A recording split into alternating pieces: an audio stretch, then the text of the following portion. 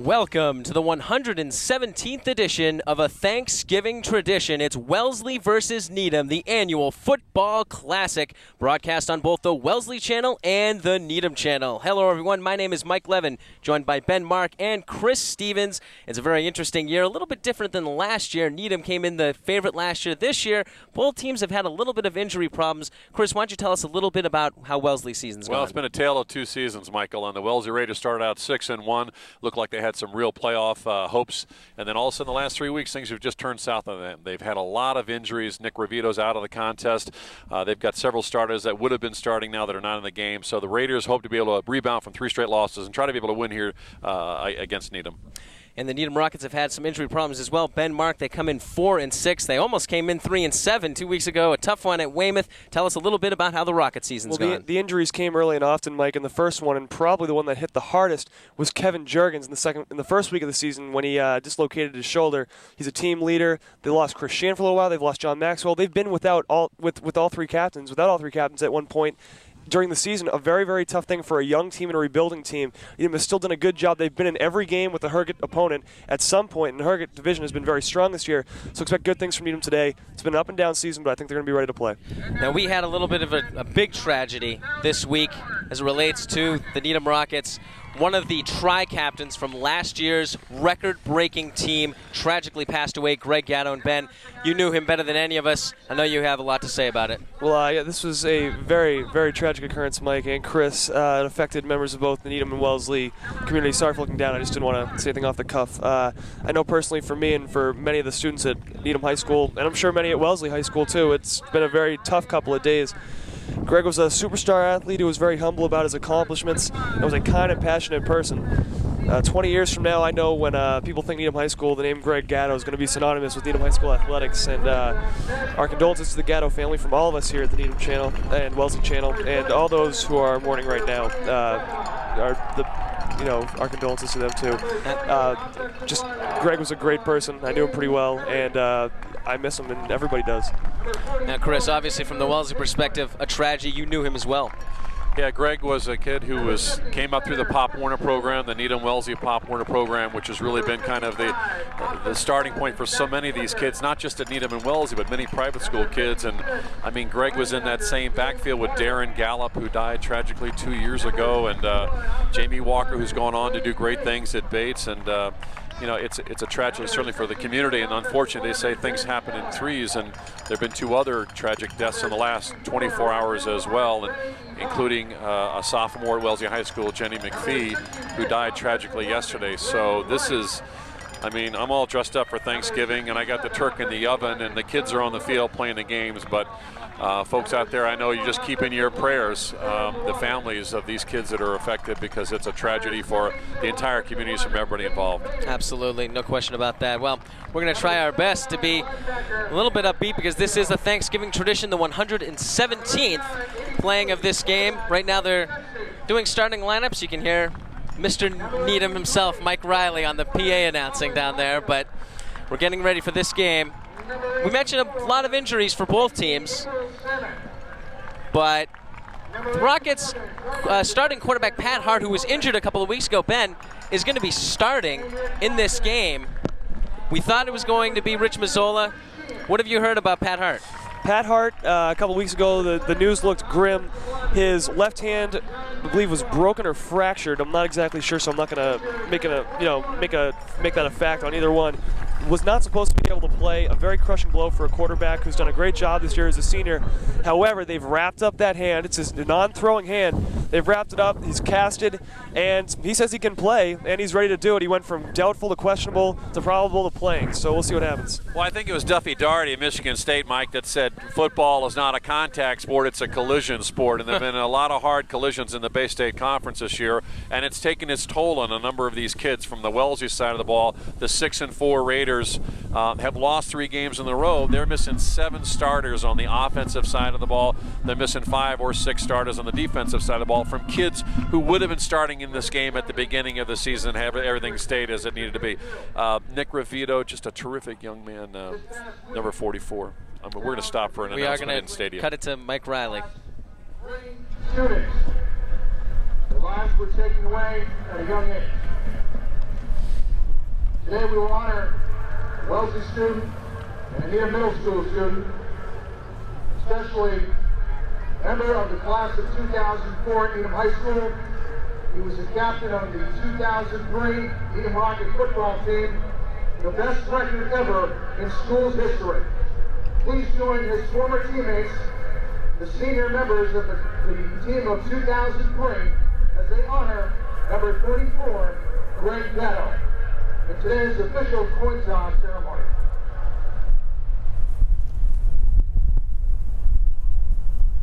And ladies and gentlemen, please remove your caps and remain standing for a moment of silence.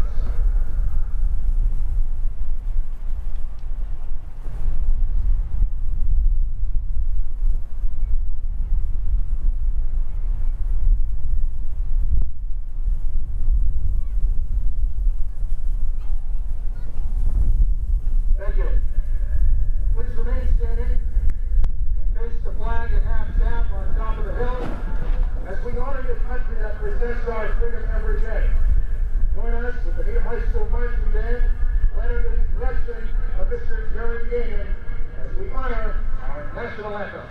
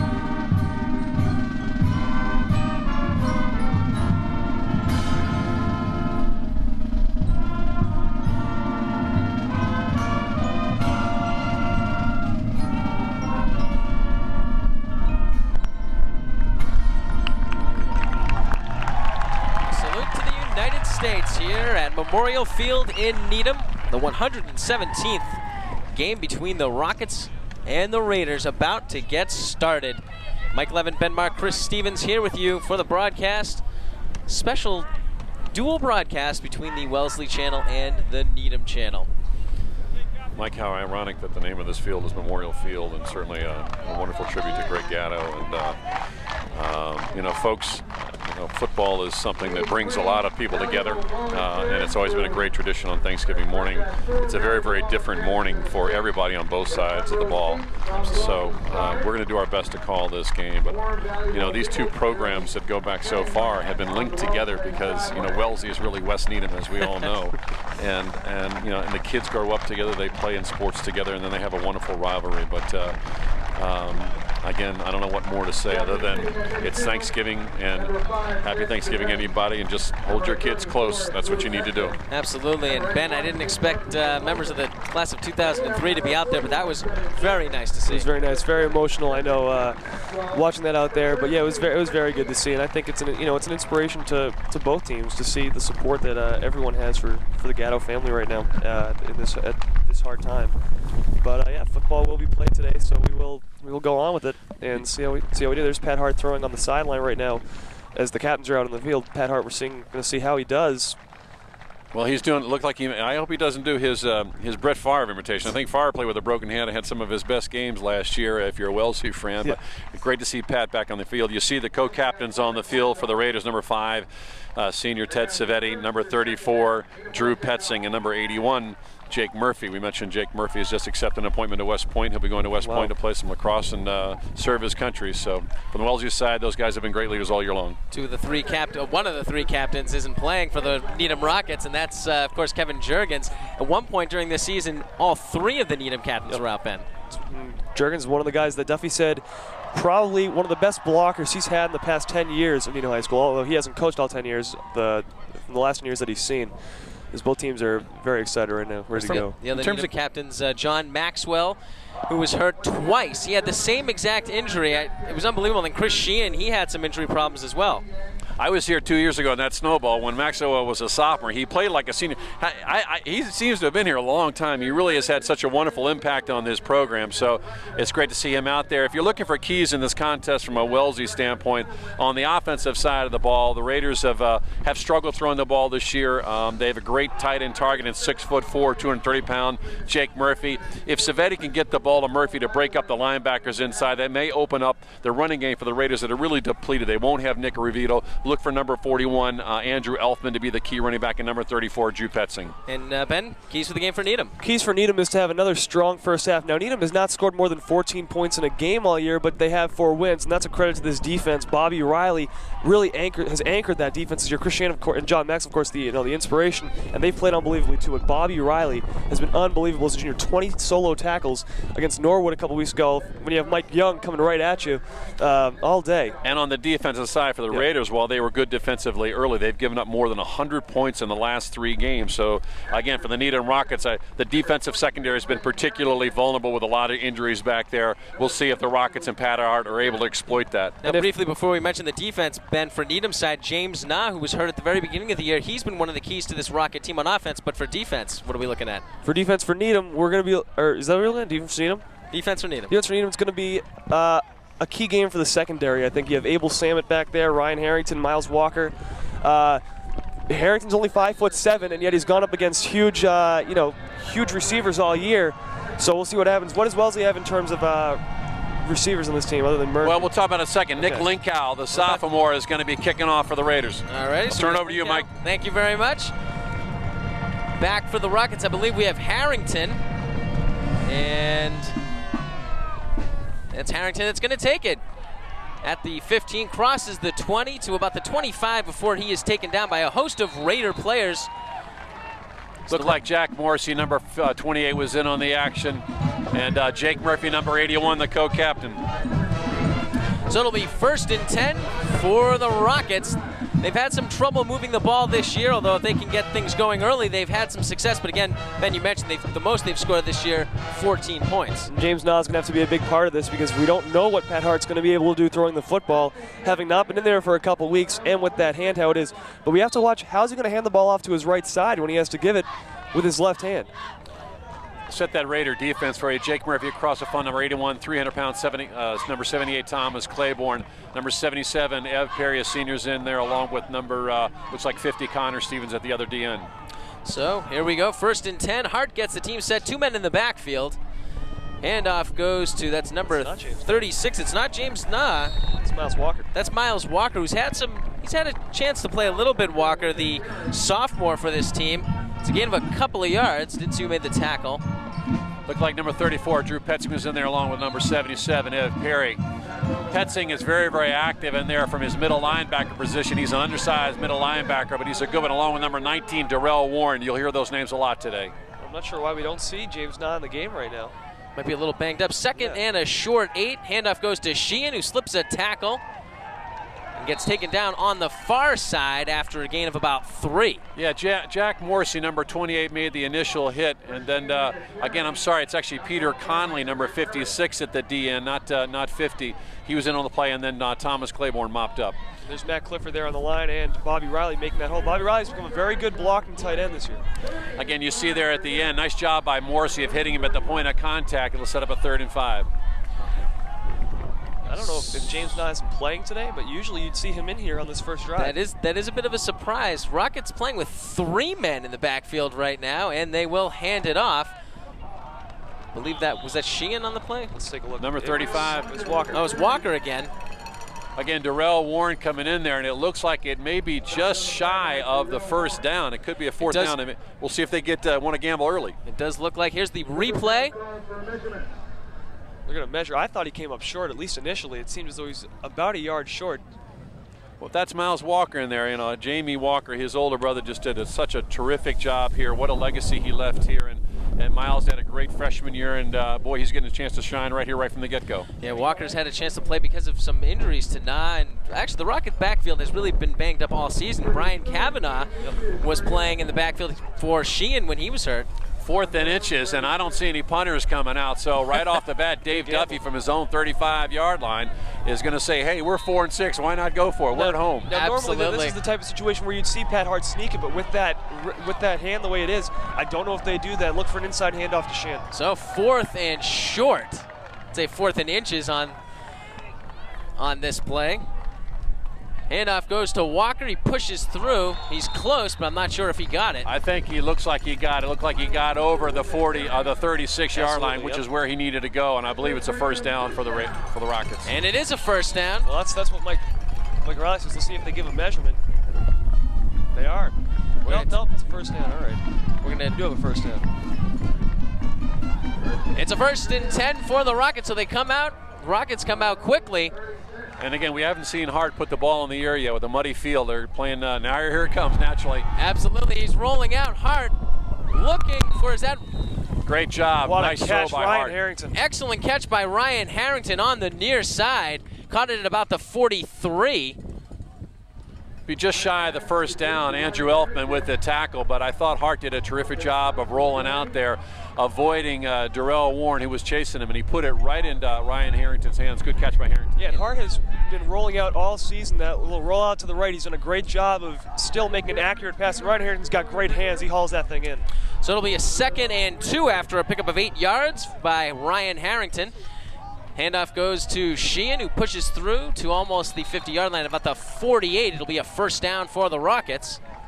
Again, they're trying to take control in the middle of that line. Now, you're going up against a pretty big defensive line for the Raiders, but the Needham Rockets right now controlling the line of scrimmage. There you They're see, able to get 2-3 yards in every single surge there, Ben. and there you see Greg Wright and you see Sam Waters in there, the two seniors on that offensive line to tackle the guard on the right side. Needham is going up against a big Wellesley D-line. That kid Claiborne is a big kid in the middle of the field. And it's a gain of 3. Rockets 1st and 10 at their own 48-yard line. Handoff goes to Walker. He gets dropped in the backfield by number Thomas Claiborne 78. making the penetration. What a terrific job by Claiborne.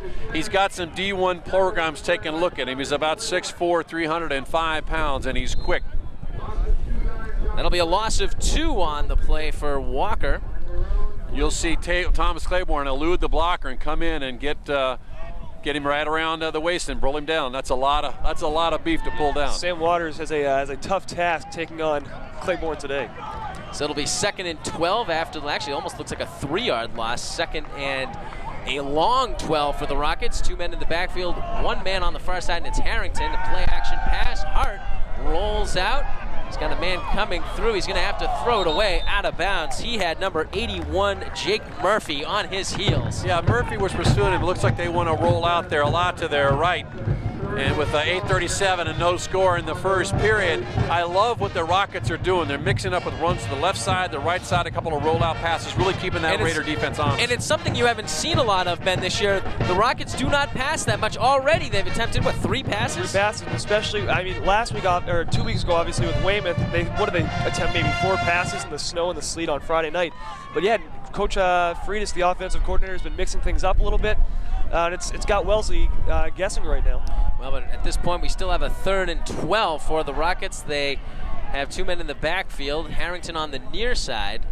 No free safety playing back for the Raiders. They've been victimized when they haven't had a free safety in the game. Hart back to pass. Doesn't have that much pressure. He's going to have to throw it away, however. Pass was intended for Harrington, but it was well short. And it'll be a 4th down for the Rockets. Andrew Elfman was the nearest defender on that play. Yeah, I think Harrington was actually out of bounds when he did catch the ball. And again, Harrington is part of the Pop Warner program and all these so many of these kids on both sides of the ball. I remember Ryan when he was about 4 foot nothing, about 65 pounds, and he was the tough kid there, and he's a tough kid now. Only 5'7", playing both ways, a cornerback and wide receiver. Doesn't have the height, but he's got the heart and the hands. Here's the replay, guys. You can see Hart rolling out. Wellesley's had good pressure there on the outside on Hardy's. They've made him roll out with not a lot of real estate to work with, and once you get into that situation, you're going to have to throw the ball away. Punt is dropped, but Machunsky recovers. Beauty of a kick. Calling for the fair catch was that Elfman way up, number 41, calling for the fair catch. Great job. Yeah, great job by Machunsky at getting that away after he dribbled it a couple of times on a low snap. Connor Murphy, the sophomore, was in there. A great kick by Machunsky has got the Raiders pinned back at their own 17-yard line. Andrew Elfman with a very, very wise decision making the fair catch. Absolutely. So the Raiders will start off deep in their own territory at about the 17-yard line. Just going to say, Matt Machunsky's been a hero all season, and you look at that Weymouth game last week, or 2 weeks ago, he missed a 22-yarder with 2 minutes left, hit a 38-yarder with 10 seconds left to win the game. So here come the Raiders. They've got one man in the backfield. Savetti gets the team ready. Man in motion. And Savetti with the handoff dropped in the backfield. Great job by number 77. That was John Maxwell who got in that backfield and made the stick. They're running a classic wing T offense on what they call the jet sweep. And great job by Maxwell of getting in there. John Maxwell, I mean, we don't have the stats on this, but he has to have the most tackles on this team, tackles for a loss on this team this year. Gets in the backfield very, very quickly. I think you'd have to say Maxwell is good to the last drop, isn't he? Great tackle by Mr. Maxwell. No question about it. I like the punts. So it'll be 2nd and about 13 after a loss of about 3 on that run by Elfman. I think we have movement. We have some movement. Yeah, the Raiders have really hurt themselves a lot in the last 3 weeks. They've had a lot of penalties. They've had turnovers, and this is a team trying to find its legs, and they certainly don't want to start off with again a loss and now a 5-yard penalty. Now they're looking at a 2nd and 17 from deep in their own territory. Legal procedure called on the Raiders. So they'll be backed up 5 more yards. This would be a prime time for Needham to force Wellesley into a 3-and-out situation and punt from deep within their own territory. The wind has picked up a little bit today. It's gone off and on here on Thanksgiving Day. And I'll tell you something, it's very mild today. I was going to say it's very warm outside today. If we didn't have this wind to be, well, in the clouds, it'd be a perfect day. Man in motion. Savetti hands it off. Elfman gets back a few. He gets back to about the 15, 16-yard line, just hitting some of those offensive players on the line for the Raiders. Number 77 is the center, Ev Perry. Actually, Thomas Claiborne is playing a position he's not familiar with. Number 78, Claiborne, the 300-pounder, is playing guard along with 50, Connor Stevens. And here's the replay. You can see not a lot of room for him there. He does get back about 5 yards on that play, though. Quickly go over some of the Needham defense there. You have Harry Freed on the line along with John Maxwell. Matt Clifford is on there as well. And Taylor Kane. We'll get to the rest in a minute. Shotgun formation and back to pass is Savetti.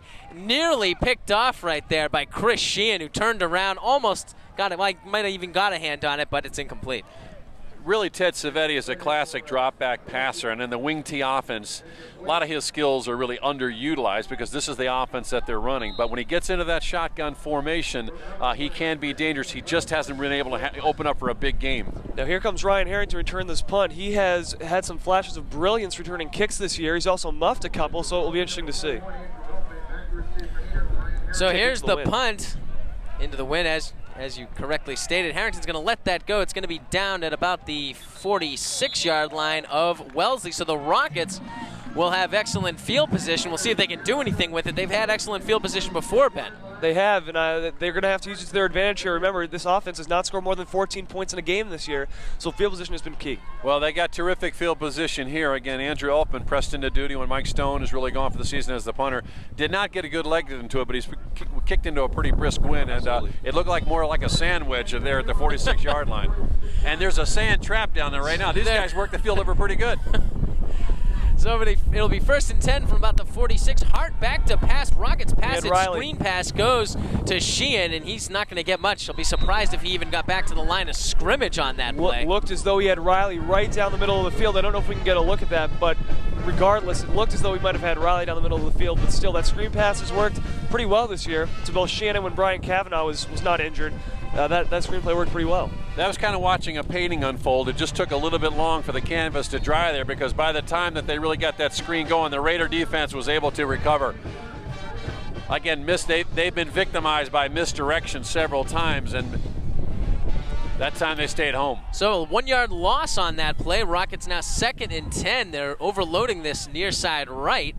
And Hart is back to pass again, complete to, I believe that was Sheehan. It's like this is an off. We have not seen trips to the right, to the near side or far side at all this year. Really, this offense they've shaken it up a little bit. You hardly ever see one back in the backfield. We saw that here. Just take a look. Well, senior Matt Colucci actually takes the up guy here. You see he makes a contact after about a 5-yard game, setting up a third and about 6 or 7 with 5:35 left to go and no score. But you know, a lot of times you have to expect the unexpected, and these Raiders have proven that they are, they are vulnerable to the pass, and you got to believe the coach Dave Duffy's trying to take advantage of that. I think we might see Pat Hart attempt a record amount of throws today for him. I was going to say that Milton game, he had an excellent game. He had a couple of guys who caught a couple of touchdowns. You had Harrington and Kavanaugh actually played very well, but Hart, I think it was about 15 of 19. Man open the middle, had the tight end there too. And dropping it is Chris Sheehan, so it'll be incomplete, and it'll bring about 4th down. The Rockets passing every down, Ben. Yeah, I know. And you know what? We haven't seen that once this year. We've seen Bobby Riley has been open a couple of times down the middle of the field. As you were saying, Chris, right there, the number 86. It said they tried the little screen pass again. Chris Shane can't haul it in. He had number 29. I'm not sure. Connor Green, the sophomore, comes up, but again, 86 Bobby Riley just streaked free down the right side. He was wide open, but that's not where the pass was going. So it'll be 4th down. Here comes the punt. Machunsky has the clear punt, and Elfman again will take it. This time he does not call for the fair catch. Still on his feet and taking him down, I believe, is Freed. Woo! Great job in there by the Rockets. Pat Sullivan was in there along with Peter Catzio. Well, here it is. Harry Freed is only a sophomore, but he has come in and just been absolutely huge. As you watch Freed just come in with a big hit.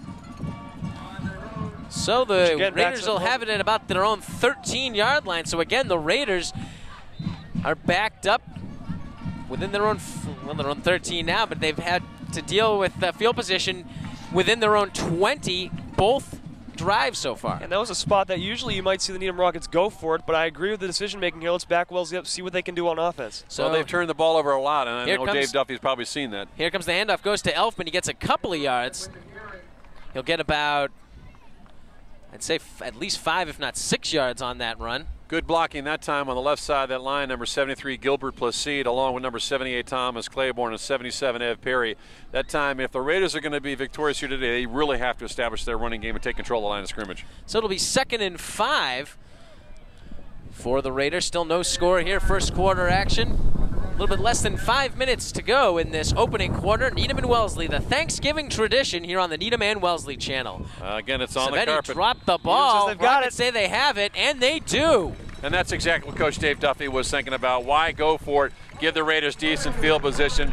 They've turned the ball over about 5 times in the last 3 games on exchanges alone, and hoping to be able to have the same thing happen. He gets the break, but more importantly, the kids made the break. They recover the fumble. Now the Rockets looking at 1st and 10 from the 19-yard line of the Raiders.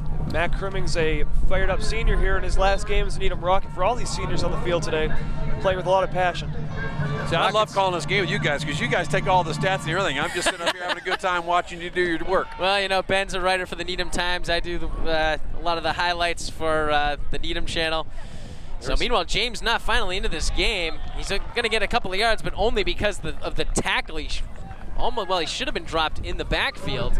Wow, Case Muir, number 74, who does not really usually get in on quality playing time, is in this contest and did a good job with the initial contact. It's a gain of 1 on the play for James Nah. Number 31 in there, Scott Grillo, has done a good job of filling in for Revito at the linebacker position. Mentioned Jack Morrissey's back there along with Andrew Elfman and Matt Colucci to round out the defensive starters. Rockets have a 3-man backfield. Again, no James Nah, though. Again, no James Nah. Pitch goes to Sheehan. He's got some blocking. Let's see if he can turn the corner. Morrissey does a nice job of closing fast there. Looked like he had a lot of room. He barely turns the corner on that one. It's a gain of about 2 yards, I'd say. It's going to be 3rd and 7. Real nice pursuit here by the Wellesley defense on Chris Shan. They never give up on this. They know that Chris Shan's going to run out of room. He eventually does. He does pick up a couple, but good job, a gang tackle there by 3 Wellesley players. Well, it was good blocking at the very beginning of that play, it looks like, guys, but Sheehan just couldn't turn the corner, and the Raider defense does an excellent job in pursuing through the blocking, and it'll be a 3rd and 7 for the Rockets. Again, that 3-man backfield. Coming this way.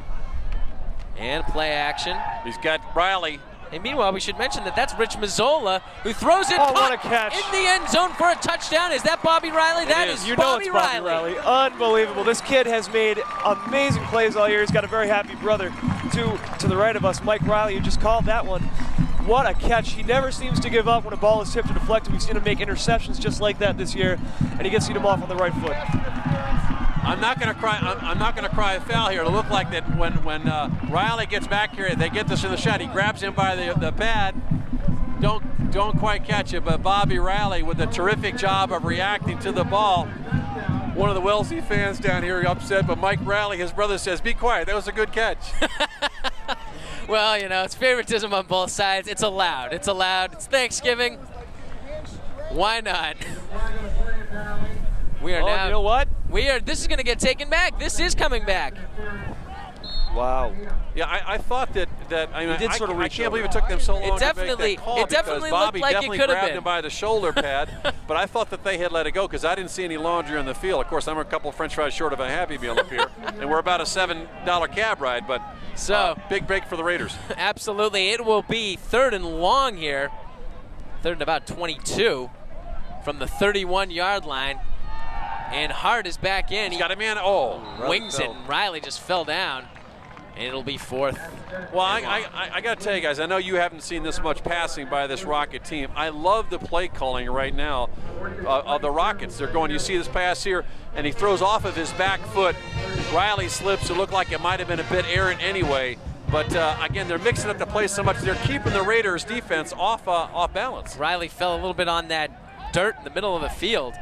But I should mention that for the play that was called back, Rich Mazzola is the one that threw that pass and not Pat Hart. Really? I don't know if you noticed that number 14 was in. Now the ball's at the 31-yard line. They're going to kick it. If this goes in the end zone, they're only going to get a 10 or 11-yard gain, and unless he puts that in the coffin corner. And they're saying it's a touchback. That's a touchback. I'm surprised they didn't really go for it there because they didn't really have much to lose. I think at that point on a 4th and 22, you can either give them the ball at the 20 or 11 yards to the 31. I think the Rockets like their chances at this point. I don't know what you think, Ben. Yeah, you know what I mean, and they're playing conservative. And I think the reason is you mentioned it earlier, Chris, about the Wellesley turnovers, and Wellesley did turn the ball over deep in their own territory. It was just the penalty that set Needham back. They're going to continue to play this field position game, and it's almost like a chess match right There's now. the correct score. Well, Still you mentioned nothing. that the Rockets have had a difficult time scoring. They had a big opportunity here. We'll see whether or not the Raiders can capitalize on it. Man in motion. Here comes the handoff. Goes to Elfman. We have a flag on the play after a pickup of about 4 or 5. That's not usually hard to call there. When you see the laundry come flying in there, it usually means there's a holding on the running play. So this one will come back. Well, they start to call the names in college, which they never did before, and they tell you who the infraction is on. We don't really do that here in high school. When we were on the road, one of the games Natick they were. Walpole. Yeah, I think it was Natick, and they were only doing it for the Needham players, saying the number. That was a little bit. I think you're right. That was the first game of the year, right? Couldn't because they believe had the only place where the referees had the microphones. Yep. They also had that crazy PA announcer would sing along after every touchdown. Right, yeah. Natick has a fight song, apparently. The Raiders are looking like an Irish setter here trying to bury a bone. They are digging a deep, deep hole here, and they got to do something offensive to get out of this. Handoff goes to Elfman. He gets a couple of yards, but is stopped almost immediately. Gain of about 1 or 2. See who was in on the tackle there. Looked like Matt Crimmins again. Going to be second and a furlong here. Again, the Raiders have had such a difficult time moving the ball. They lost at Walpole 34-0. Then they lost to Newton North 28-3. Take a look at the replay. We see the end of the replay there, but they've had a real difficult time, like Needham has, scoring here, and it's a hard place to score from on your own 10-yard line. It's a gain of 1 on the play. 2nd and 19. Rockets have a lot of guys going forward. Man in motion, and this is going to be a. Darrell Warren's got It's going to be a run. Warren with an excellent run. I got fooled on that play. I feel as though we've seen that the last couple of years with Wellesley, and it's worked pretty well. I don't know if it was Eric Obeng that did that. It's called a jet sweep out of the wing T offense, and Darrell Warren in his first year really running the ball. You'll see him get off the right side here. It's kind of hard to see from this side because we're on the low angle. But you know what I like is that after he got hit initially, he didn't stop. He still pushed it up 5 yards after the initial contact. That's a gain of 11, so it'll be 3rd and 8. That's sure. Well, actually, yeah, that is a 3rd and 8. Raiders in excellent position here as they come back.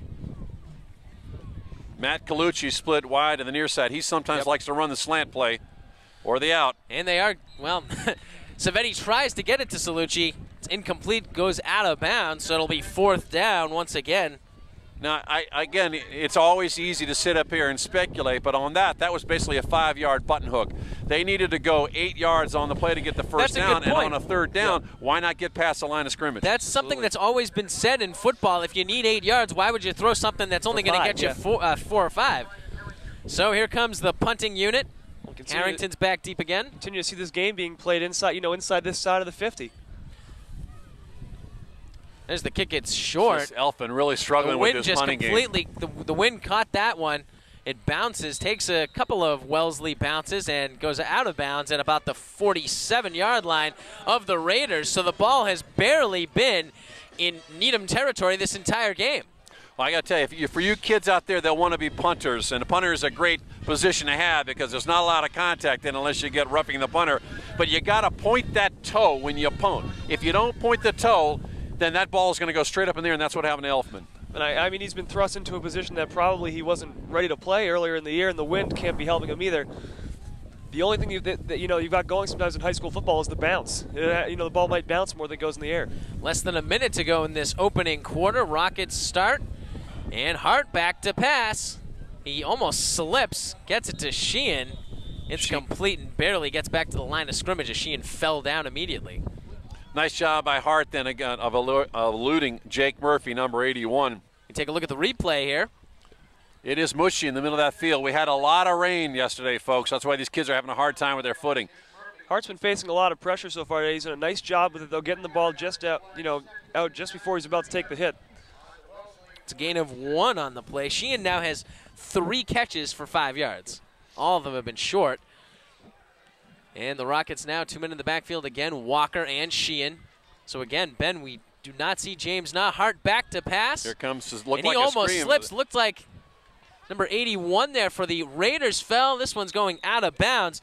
And I believe that is Murphy who fell. He could have easily had that sack, but he had some trouble just like Hart did when he first went back to pass. Hart nearly slipped. They need to have the long cleats out there right now because that is a mucky field. And again, Hart doing a good job of keeping his footing. And you see the Raiders slipping and sliding all over this. This turf is going to be messy by the end of the day. The secondary, which you said might have been a little bit suspect coming to this game, has done a nice job. Nobody open for Needham. Hart's had to throw it away multiple times so far in this first quarter. It looked like they were setting up a screen that the Raiders came in there so aggressively, but it didn't turn out that way.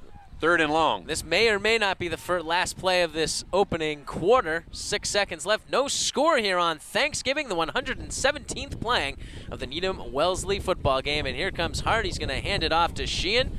Sheehan's got room. He does have some room. He's going to be pushed out of bounds close to a first down. I think he's got the first down. He's right about there.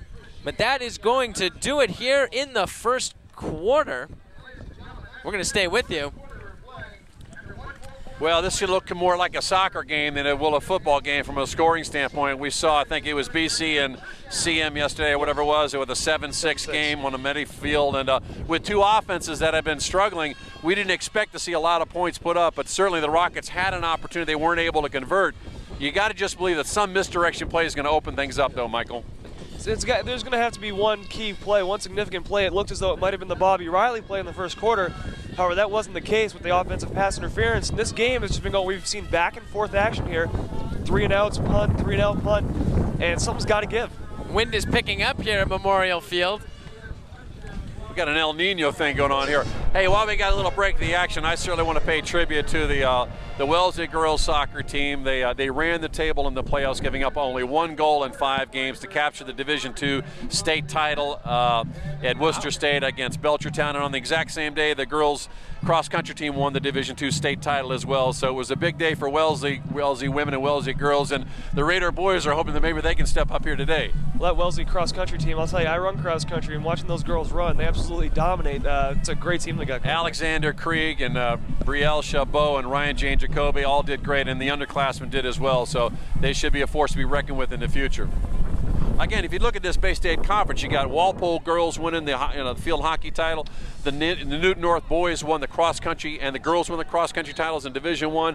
Bay State is really alive and well in the match. I swear they don't get much respect in the Boston Globe or the Herald. Mike Levin, Chris Stevens, Ben Mark here with you, here with the play-by-play for the second quarters, Mr. Ben Mark. Thank you very much, Mike. We have a first down and 10, 37 before second quarter. No score right now in the Needham-Wellesley football rivalry. The give is up the middle to, I believe, Miles Walker, who's still on his feet. I thought it was Sheehan, but It I think you're right. Sheehan. I thought it was to the last guy out there, which, oh no, it is to Sheehan. I think Sheehan did a good job working the wheels there. Again, the Raiders have had a hard time tackling cleanly. They just have not been hitting hard at the point of contact, and you'll see 2 or 3 guys slide off. Was that Walker or Sheehan? I think it was Sheehan. I believe it was Sheehan. I guess I thought it was Miles Walker and the All-Stars out there. Sheehan has 20 yards. We're going to go with Sheehan. It's a second down and 7 now. Needham going into the wind. On the Wellesley 33-yard line. The inside draws to Sheehan. He's got room. Chris Sheehan is finally going to be taken down once he gets to the 15-yard line. A 28-yard gain. Sheehan just put on a huge burst of speed right there, and the Raiders couldn't catch up at first. If we're able to catch this setup here, you see the Raiders don't have a free safety, and they have given up a lot of big plays when they don't have a free safety setup. And certainly Coach Dave Duffy saw that and took advantage of it. Big game by the Rockets down to the 15-yard line, setting up a 1st and 10. Correction on that, was an 18-yard gain. I added 10 yards. A little too nice today. I said 19, but that's okay. The give is to Miles Walker to the right side. Miles Walker with a nice pickup. He is taken down after a hard hit on the 10-yard line. I was going to say Miles Walker got hit hard at the end there, but an excellent pickup. Rockets now all of a sudden they're moving the ball on the ground after barely running since maybe their first drive. Well, Mike, you point out they're moving the ball on the ground, and one of the reasons is that they've been passing the ball a lot. They loosen up those linebackers, and they've got their free safeties actually guarding guys on the outside, which opens up the middle for the quick trap. So second down and 5 now inside the 10-yard line for Needham. As they look to score again here, they couldn't score their last time when they got close. Getting outside, Sheehan's got it. And Chris Sheehan is into the end zone for a Needham touchdown. Well, just when we talked about the fact that these offenses struggled in the first quarter to be able to put points on the board, you'll see Sheehan here get outside through a mass of bodies. Trust me, folks, he's there. He goes wide. wide. Him right on the far side there, diving into the end zone. An inspired Chris Sheehan playing as hard as he ever has today, and he picks up the 9-yard touchdown. So with 10:14 to go, Needham has struck first in this battle of defenses so far. Needham kept it on the ground, a little bit of a change in what they've been doing their first couple of drives, and it works, as Machunsky will now come on to attempt the extra point into the win. The kick is up, I think it is wide left, it is. Big leg by Machunsky, but he hooked it a little bit. It looked like one of my 5-irons there, jerking it out of bounds. So with 10:14 left to go in the first half, the Rockets strike first, and this time they don't take the points off the board. That time there was no holding, there was no interference, no nothing. Apparently, we just have, the fact of the matter is, at this point, early on, Wellesley has not had good field position, and so far the Rockets have had excellent field position. They've had a couple of times when they've been within range to get in the end zone. This time they finally do it. But again, they started off with excellent field position in this game. They didn't. I think that was, that was the whole theory with Needham to start this thing off. Let's go back and forth a little bit with Wellesley. We know both offenses aren't, too powerful. And Needham finally gets their break with good field position again, and this time they punch it in. Well, in basketball, you've got a full court game, or sometimes you can play half court. What's happened here so far today is we're playing half court here. This ball has been totally into the Raiders' defensive side of the secondary, the side of the 50-yard line the entire game. They got to get some momentum here. This is going to be a chance here for Wellesley to get some better field position with Machunsky going into the wind, and a return opportunity. It's a low squib kick, which is going to bounce all the way back. That's just what he wanted. Yep. And now Needham's going to have a chance here to pin back Warren. Warren gets through the middle, and here goes Warren. He's going to go all the way. It's a foot race. We saw this last year with Wellesley scoring a touchdown. No flags on the play, and Wellesley strikes right back to tie this thing up at 6. Well, Darrell Warren is a kid, and the Wellesley offense, our kicking team, has yet to have a touchdown all year. We've talked about in the broadcast, it happens sometimes on these squib kicks. Warren picks it up at his 8-yard line. He cuts it back. The kicking pursuit overruns a little bit. He sees one little seam and squirts through it, and then it's a foot race to the promised land. Darrell Warren, once he gets outside, it's difficult to catch him. It's now a 7-6 game, or 6-6 game. We saw this last year on the first play of the game between Wellesley and Needham. The Wellesley special teams outdoing Needham's kick coverage. with 9:58 to go, we are tied up. So little scoring in that first quarter, Chris. Now we've got. I was going to say, if you're a Needham fan only watching these Thanksgiving games, you would think that Wellesley has the greatest special teams out of any school maybe in the state. In Revere, they call that a shaka. Doing it again. Ev Perry with the snap. Drew Petzing with the hold. Sophomore. And it is good. Nick Linkow with the kick. Thing went end over end and got over the crossbar, so now Wellesley takes the lead. We still don't have a score up on the scoreboard. They're still working on it. Got some technical difficulties over here. I was going to say, they don't have... Well, this machine took a hit when Needham played Brookline in the pouring rain, and we couldn't even get the clock working. We didn't have a clock in the entire second half. Well, the Raiders have been lacking a big play, really, in the past 3 weeks. They just have not been able to make the plays, and whether or not that can jumpstart their offense or not, I don't know. They've not been able to move the ball offensively, but again, just like that, you know, great Caesar's Ghost, you got a 7-6 game. I think it was important for both teams to get on the board because that entire first quarter was just a battle of field position. Nobody really could move the ball that well. Rockets had the benefit of good field position, like I said, but they hadn't exactly had a whole lot of great plays. Their best play was the touchdown, the touchdown that was called back by Riley. We'll see if that comes back to haunt them. I have a feeling that Bobby Riley is going to still be heard from in this game. Again, the Raiders, in terms of the tight end position, they've given up some big plays to tight ends, and Bobby Riley's a good one. Linkow will tee it up actually on the near side of the field on kickoffs. The Raiders they don't have a huge kicking game in terms of getting the ball deep, but they usually have pretty good coverage. Marshall Poland and Ryan Harrington back to return. Harrington's been a constant there. It's a windy day. It is a windy day. We should mention that you can see highlights of this game on not only the Needham Channel News on Thursday night, 7:30. Wellesley this week on the Wellesley Channel. That's Wednesday nights. I forget what time. Do you know, Chris, what time that is? Wednesday night sometime. Just get home, get your leftover BLT sandwiches and your turkey sandwiches and sit down and watch it. It'll come on at some point. And the Real Sports Report on the Needham Channel live every Wednesday night at 8. Back to those live shows. So again, he's really struggled with his kickoffs, but that last kick by Needham was not a great kick either. Yet they remix him. He's got room. Here goes Harrington to the outside. Harrington's going to have a chance here. As you can see, he's got a couple men to beat, and he is going to be run out of bounds, but not after a very nice return of another squib kick. It's almost like deja vu. The key on that play looked like it was the first Wellesley defender there slipped, and he was the one that could have stopped him. Harrington just put on a huge burst of speed. Well, the Raiders did not learn from what just happened to the Rockets on this muddy field. You see Morrissey go down there. Nice blocking by the Rockets up front. They tattoo a couple of guys, and then Harrington, the wise senior, breaks it outside. He almost breaks it, and with that, giving one right back at him. I think it was Andrew Elfman who saved the touchdown. 1st and 10 Rockets at the 45-yard line. Harrington has scored this year on returns. They give it to James Nah for the second time today, and Nah is taken down, driven back to Thomas Claiborne again in there with the play. Good hit by Claiborne.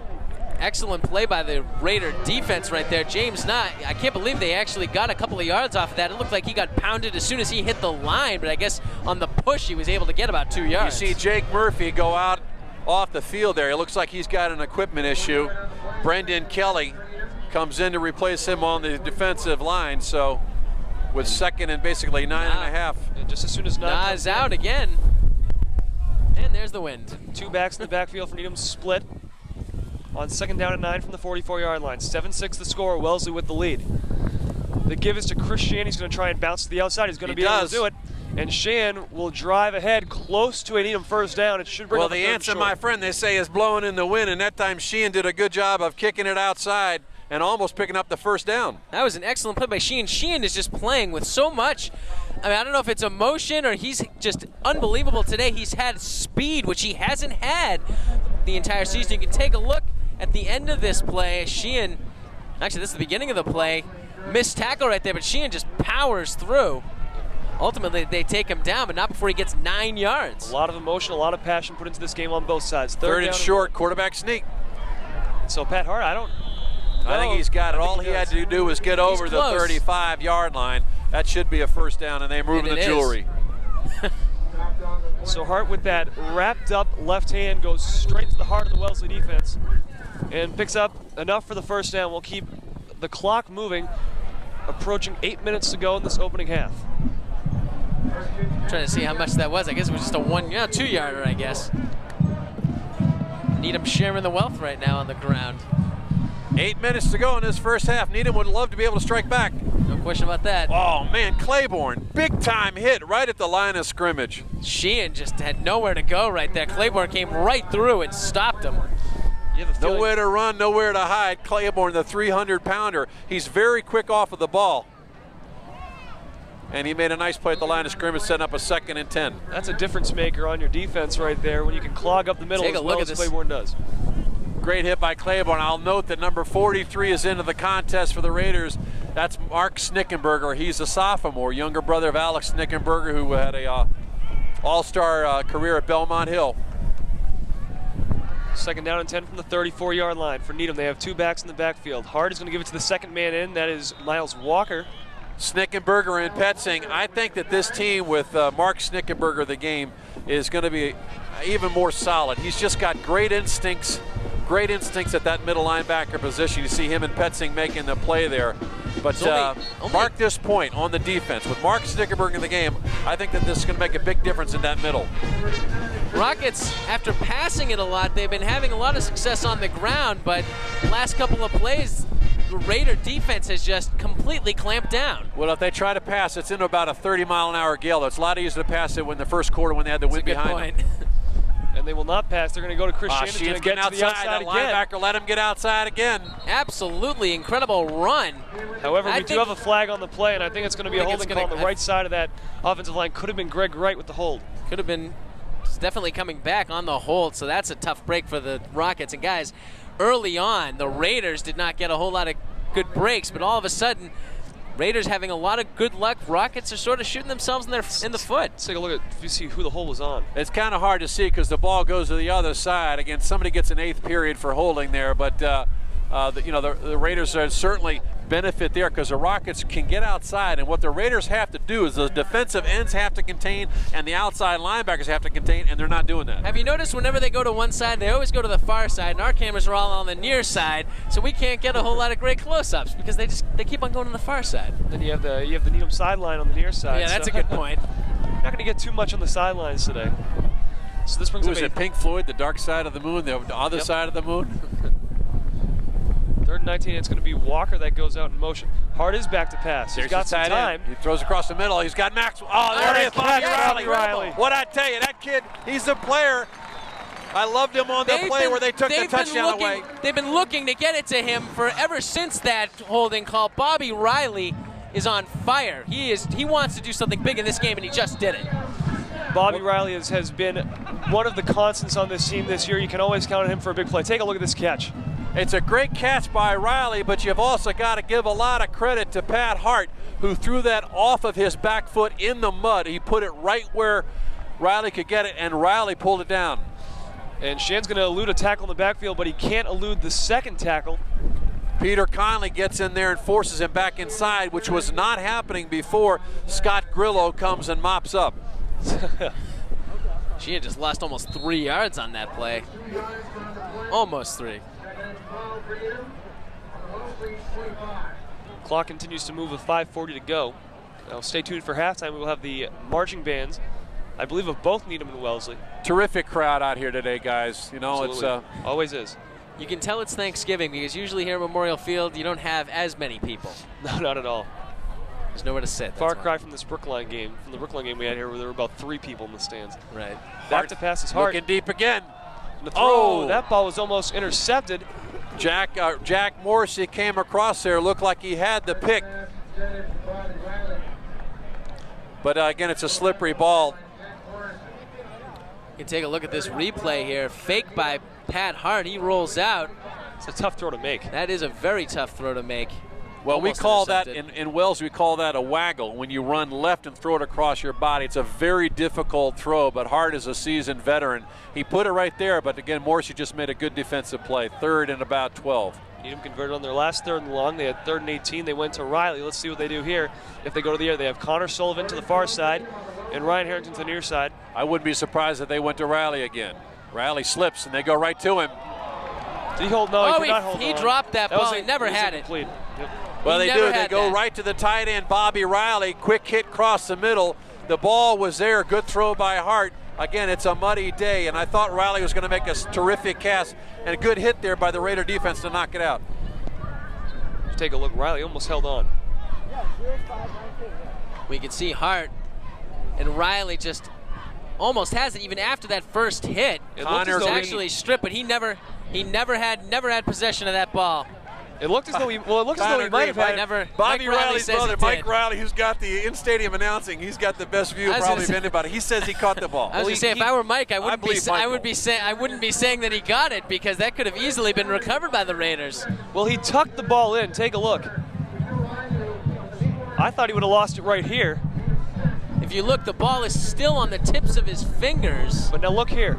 And look, he never really. He looks like he's got. I think Mike Riley's right. Well, if you look, he sort of loses it. Oh, the there ball you is go. Still moving. That ball was knocked out by a Wellesley defender, is what it was. But it's a good play. The reason that's called incomplete is because as he's turning around, the ball is still moving. He never really has possession of that ball. I guess he would have recovered the ball. But Hey, you got no argument for me, man.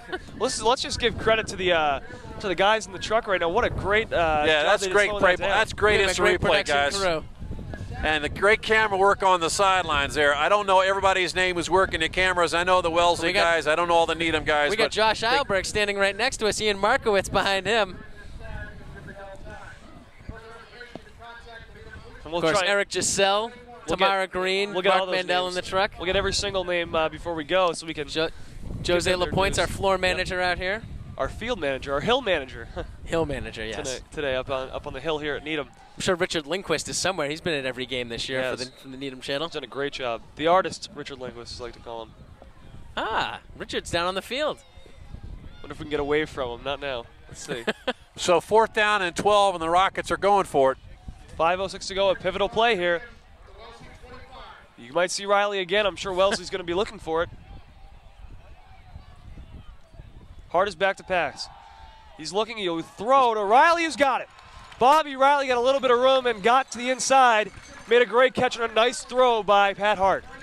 Again, the Raiders have been victimized so many times down the middle of the field, and what I really have a difficult time with when it's 4th and 12 is they drop people back. They provide a lot of room in there, and that happened against Newton North, and it happened here today. You see Bobby Riley, again, making another terrific catch.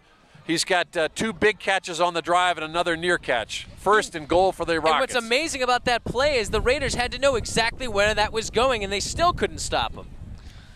Well, Ben had the right call. Here goes Sheehan, the same play for a touchdown, and he almost gets it in. Short. Yep. He's just short. Looks as though he might be on the 1 or 2 yard line. I think he got pushed out at about the 1.5. Let's take a look at the replay again. They sweep the ball to the right side. Great blocking by the offensive line of the Needham Rockets here. They smell blood. And I see Sheehan kick it out to the outside. Again, we're on the near side of the ball, and so it's hard to see what they do out there. But again, Chris Sheehan with a terrific run. Ball on the Wellesley 2 at 7-6. The score right now, not on the scoreboard, but Wellesley is up. They give us to Miles Walker, and he will score his first varsity touchdown in the biggest game of his career thus far. A touchdown, Miles Walker. Excellent play right there by the offensive line as well, but Walker, seeing the hole, never gets touched. The Raiders couldn't do a whole lot about that. They could have gone anywhere with that play. The Rockets do an excellent job and score. Well, you know, we talked a little bit about Bobby Riley and the 2 terrific catches that he had on this drive. Sheehan with some tough running, and Miles Walker punches it in. But again, Pat Hart with a broken hand has come out here today. He's thrown the ball probably 14, 15 times, and he's been on the mark with almost every single throw.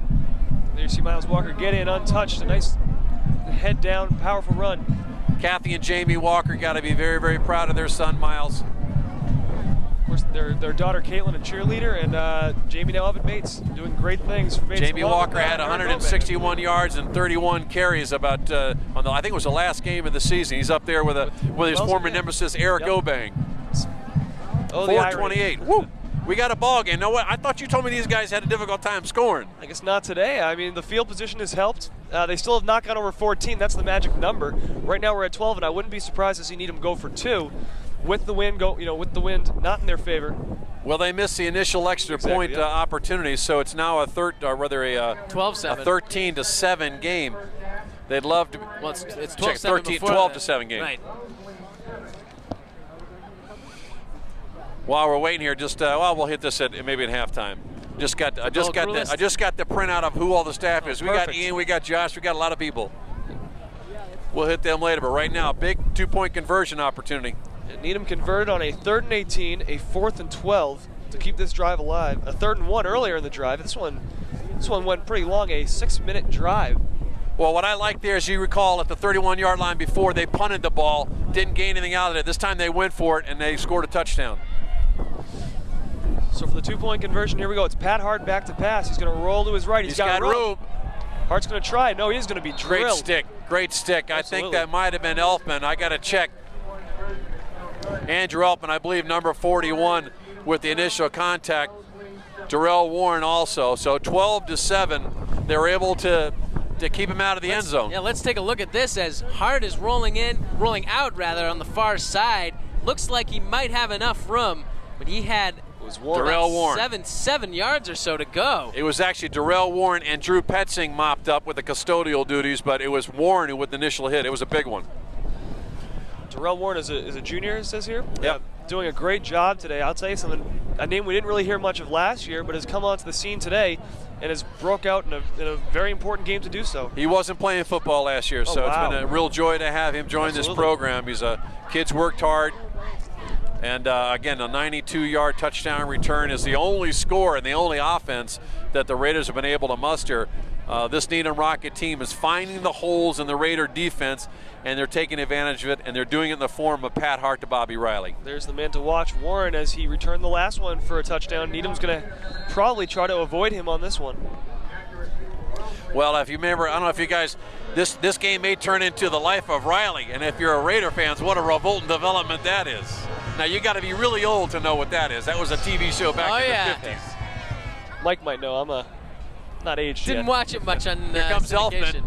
And what a hit. Great hit. Number 25, it looked like, for the Rockets, and that looked like Steve Sturridge. Yep. Big hit by Sturridge, the senior, who has been a real big part of the special teams this year. Take a look as Elfman gets this ball. As he's cutting, Sturridge. Ooh, wow. Came out of midair. There was another Rocket as well. Not sure if we can't quite catch that number. No. He took the high road, somebody else took the low road and did a good deal. So with 4:23 to go now in the half, Wellesley's down by 5. They would love to score to close the half out there on the 32-yard line. The offense has not moved much today. The give is to number 29. That's Morrissey, and he's going to pick up about 5 on the play. A nice pickup for Morrissey. In the high school football, I think you get 5 timeouts and a half, 3 fulls and 2 20s, and you may see Coach Bill Tracy, if the Raiders are able to get some offense going, start to burn some of those timeouts. Morrissey with a nice job following Thomas Claiborne. Connor Stevens with a good block. Morrissey cuts it back, and a good tackle there by number 55, Matt Clifford. So it'll be 2nd and 5. The wind continues to blow here. A capacity crowd, if there could be one, at an open Memorial Field. The give again to Morrissey, and he is tripped up. Nice takedown by Harry Freed. Harry Freed does a good job of doing what the Raiders have really not done, which is he turned that play back inside, and that had the ability also to make the play. He's a youngster, huh? He is only a sophomore. His brother, Jared Freed, though. Mike, if you want to talk about that for a minute. Jared Freed? A couple years ago. I know pretty well. He played a couple years ago, so he's got it in the blood. But Jared Freed has done a great, Harry Freed's done a great job this year. I don't think I actually saw Jared play. When was he a senior? 2 years ago 2 or years 3 ago. years ago? 2 years ago. Oh, so maybe I did see him a little bit. Brings up a 3rd down and 3 for Wellesley, and the second effort's going to get them pretty close. Yeah, he's short, and I don't think he's going to get the mark either. Good mark by the officials. They mark him about 1.5 yards short, and with less than 3 minutes left to go in the first half, Coach Bill Tracy's got a decision to make here.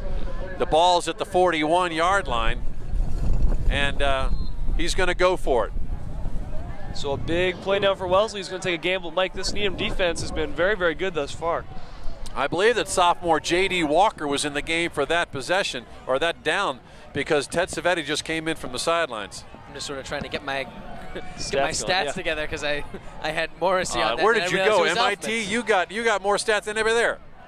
Whoa, I don't think he's got it. I think, and John Maxwell's indicating they didn't get it. Close. I don't think he's got it. Again, the Raiders go with the conservative play call right into the middle of the line, and I think it's Rocket first down.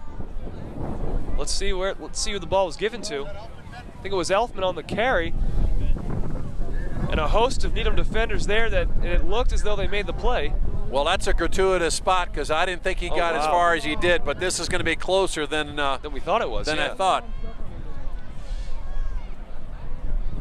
I think it's rocket ball. It is rocket ball. So the Needham Rockets do what they want to do, which is to hold. If you're talking the metric system, it was only a couple of centimeters there, but the Rockets get a big break there. The Raiders gamble and lose. Something that the Rocket defense doesn't really get a whole lot of credit for. They've had an excellent season. They had maybe 1 or 2 games where they gave up a lot of points. There was the Newton North game and there was the Natick game. But overall, they lost a lot of players on this defense. They had the best record in the history of the school last year, and they lost a lot of guys, most of the starting defense. 9 of them, yep. So the guys that have come in and really filled the holes, they've done a pretty good job with a couple of exceptions. So now with 2:24 to go, Needham would love to score again. They're up 12-7. And they have good field position. The give is to Nah on the sweep just the 3rd time today, and James Nah, he cuts it back. Off the block. Did he get nailed or what? Thomas Claiborne, I think, with the big hit, and Peter Conley. Nah's down. That was a huge hit. That was 300 pounds coming at you at full speed. And James Nah is hit hard, and he is down.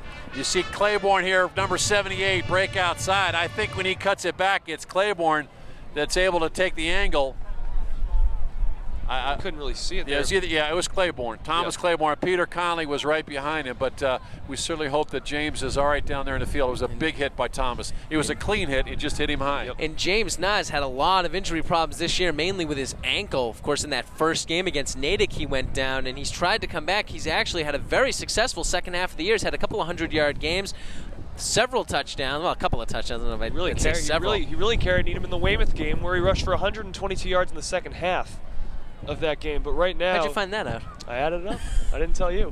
I guess I forgot. How'd you get the first half stats? I didn't. I only got the second. But either way, it's tough to see James Nah down right Folks, now. I'm just listening to this. So the statistician jibber-jabber. We were right out in that Weymouth game, and we had to be outside, and it was sort of a combination. It was sort of halfway between being snow and being slush. Well, I think the concern right now is really with James Nah on the field, and certainly hope that he's okay. And he's up I don't know about you guys, but we have had 3 different instances this year where kids have been taken off the field in ambulances, and I can only remember 1 in 8 years of broadcasting. So it's just been, I don't know, the moon and the stars or something, and certainly Nah, who looked like he was going to be turning that back up field, took a big hit. And I think Coach Dave W. is over there making sure his running back's okay. Good to see him up, folks. And he will be held to the sideline. We're not sure what the injury is. If we can get a word on that at halftime, we'll let you know. But James Nah, who has done a great job this year coming back from an ankle injury. It's good to see him coming off the field walking by himself, because we've seen a couple of times this year, specifically John Maxwell twice, where he's had to be helped off the field. The Rockets have had a lot of injuries. We said that at the beginning of this broadcast. Well, you see James a little bit wobbly there. I think if you tried to send him across the street to Dunkin' Donuts, I'm not sure he could find it right now. He really took a big-time hit, but hopefully this young man's going to be okay and get back in the contest, maybe even later in this drive. So now he's stopped for no gain. Good to see him back on his feet. It will be 2nd down and 10 with 2:03 to go as the clock continues to run. Clock starts again, even though there's an injury.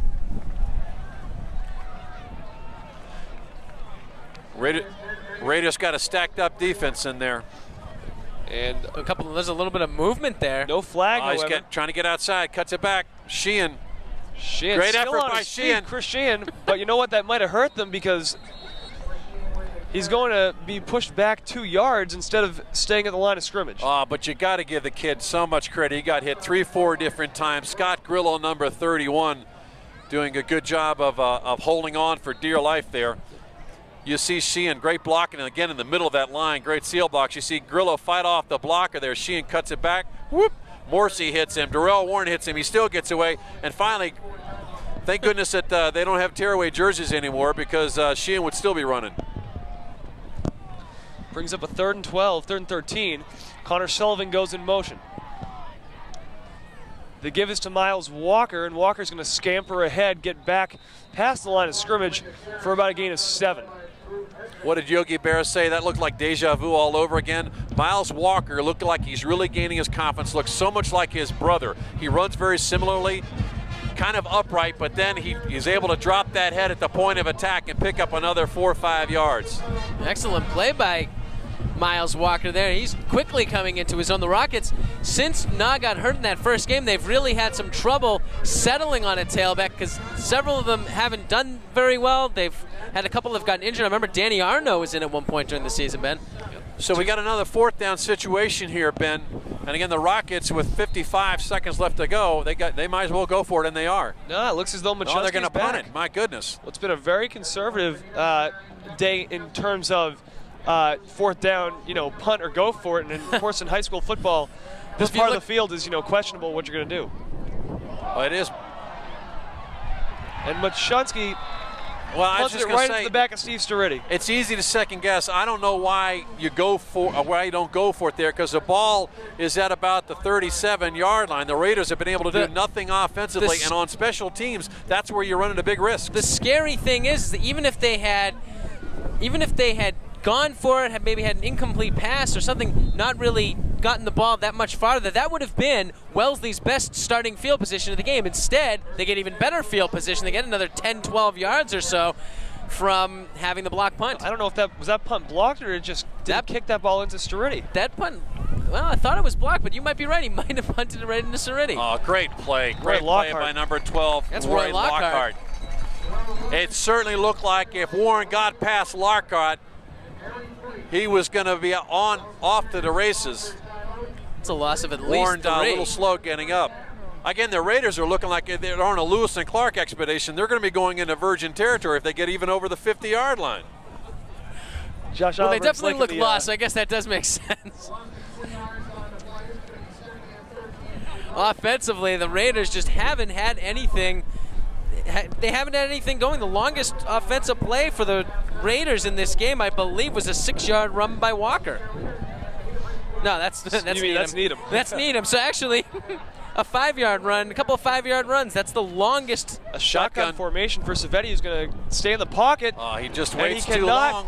Evade Matt Walsh. Matt Walsh with a terrific job against Savetti. Had the time, he just held on too long. You're starting to see here what different quarterbacks Savetti and Hart are.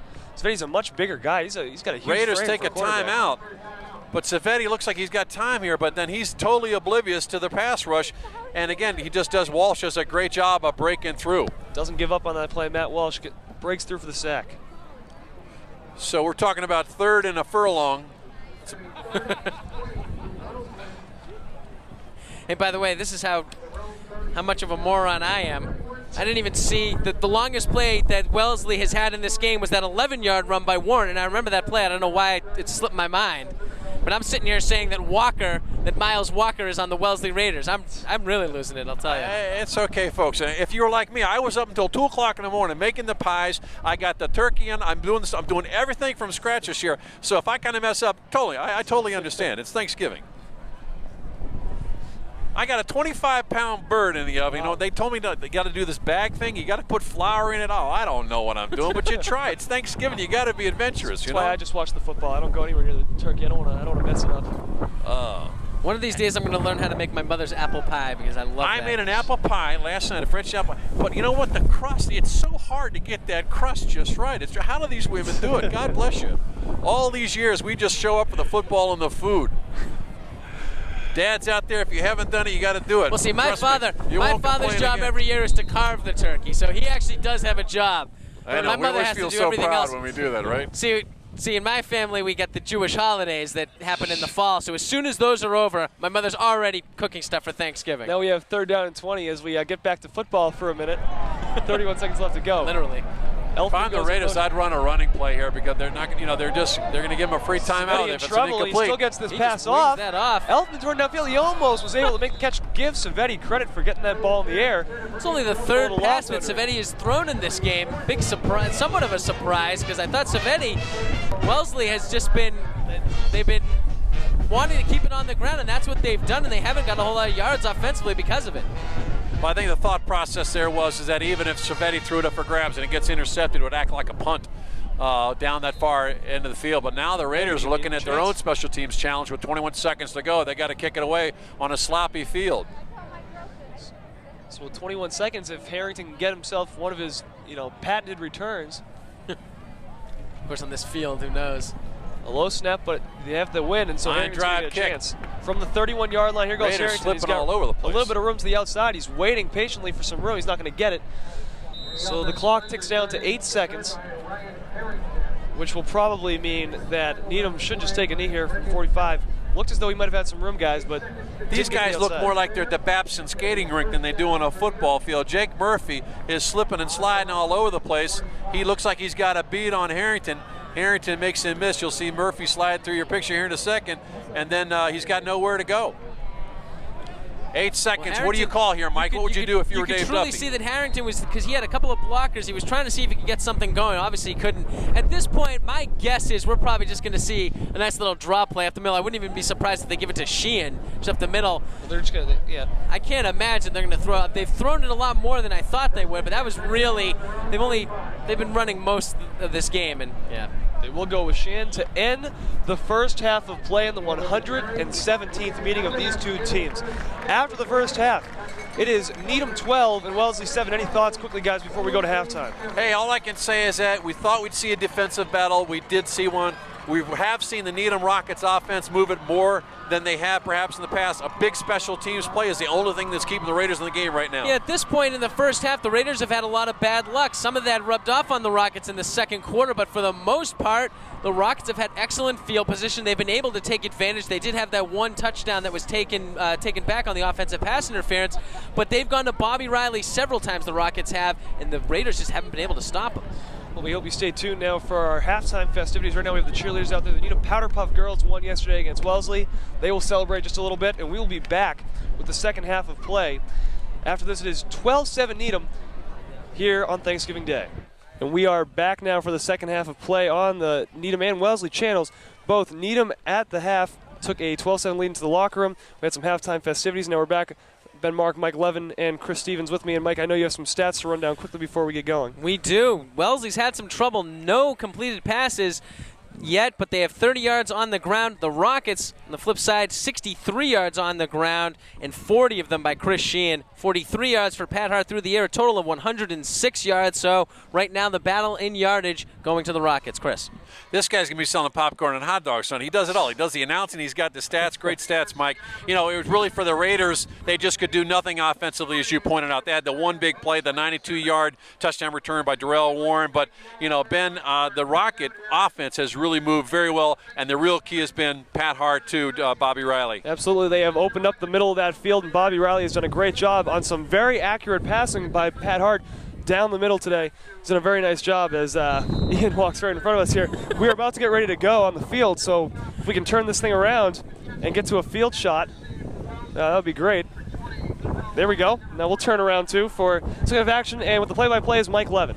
Thank you, Ben. Here comes the kick by Machensky. What is this bright thing coming to our left? Apparently the sun's coming out.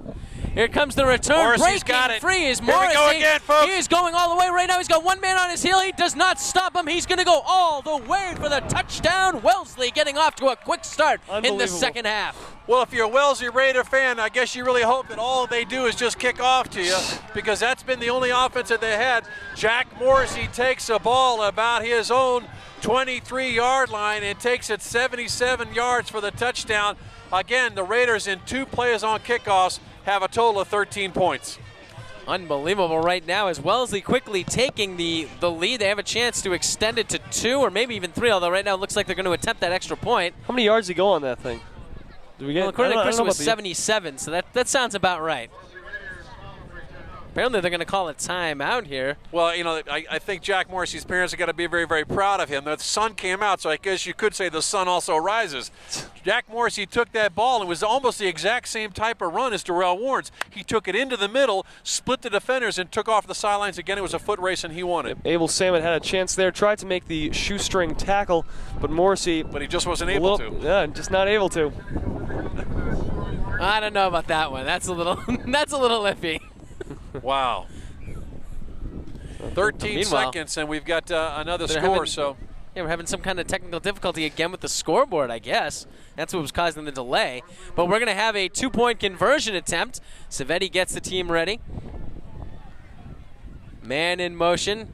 Darrell Warren's got it. Handoff goes to Warren. He should have enough. He gets in for the 2-point conversion. So he looked a little Raiders, like Tiny Tim tiptoeing through the tulips there, trying to find his way.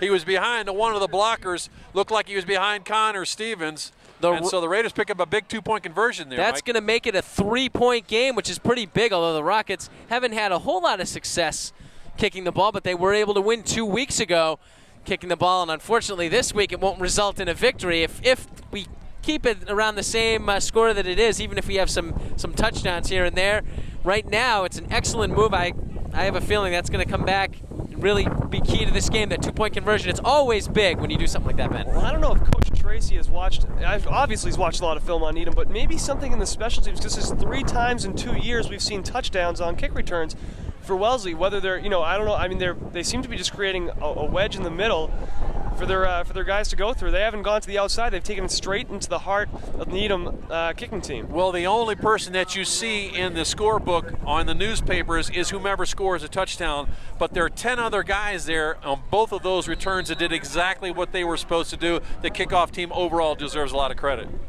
So here on the 117th edition of the Thanksgiving Tradition, football between the Needham Rockets and the Wellesley Raiders here on the Wellesley channel and the Needham channel. Your score is 15-12.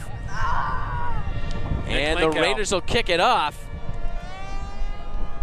Harrington will take it, digs it out of the ground, and Harrington is going to break it. Harrington, one man to beat, and he's not going to beat him, but he's able to get all the way down to about the Raider 40, maybe even the 38-yard line, 39-yard line. That's the second time after a Wellesley kick return for a touchdown, Ryan Harrington's come back, and you know what? There hasn't been a letdown. He's come out and he's run hard. That's a very good point. I hadn't thought about that. Same exact thing happened. The Rockets ended up coming back and scoring a touchdown right after that. Well, I'll tell you, one of the things that's a real problem is that you've got kids on a muddy field are just overrunning the ball. They're coming down so hard and so fast. That time, number 51, John Proctor, kind of over into play. On a muddy field, you've got to be able to come down more gingerly. So 1st and 10 for the Rockets at the Raider 40-yard line. 2 men in the backfield. And it goes to Sheehan. Sheehan pushing his way through, still on his feet. Chris Sheehan is breaking. He gets to the 20, to the 15, finally taken down. Is that Miles Walker? It is Miles Walker. Let's Miles see when he gets Walker up. really I thought asserting that was, himself. yeah, it is Miles Walker. You're right.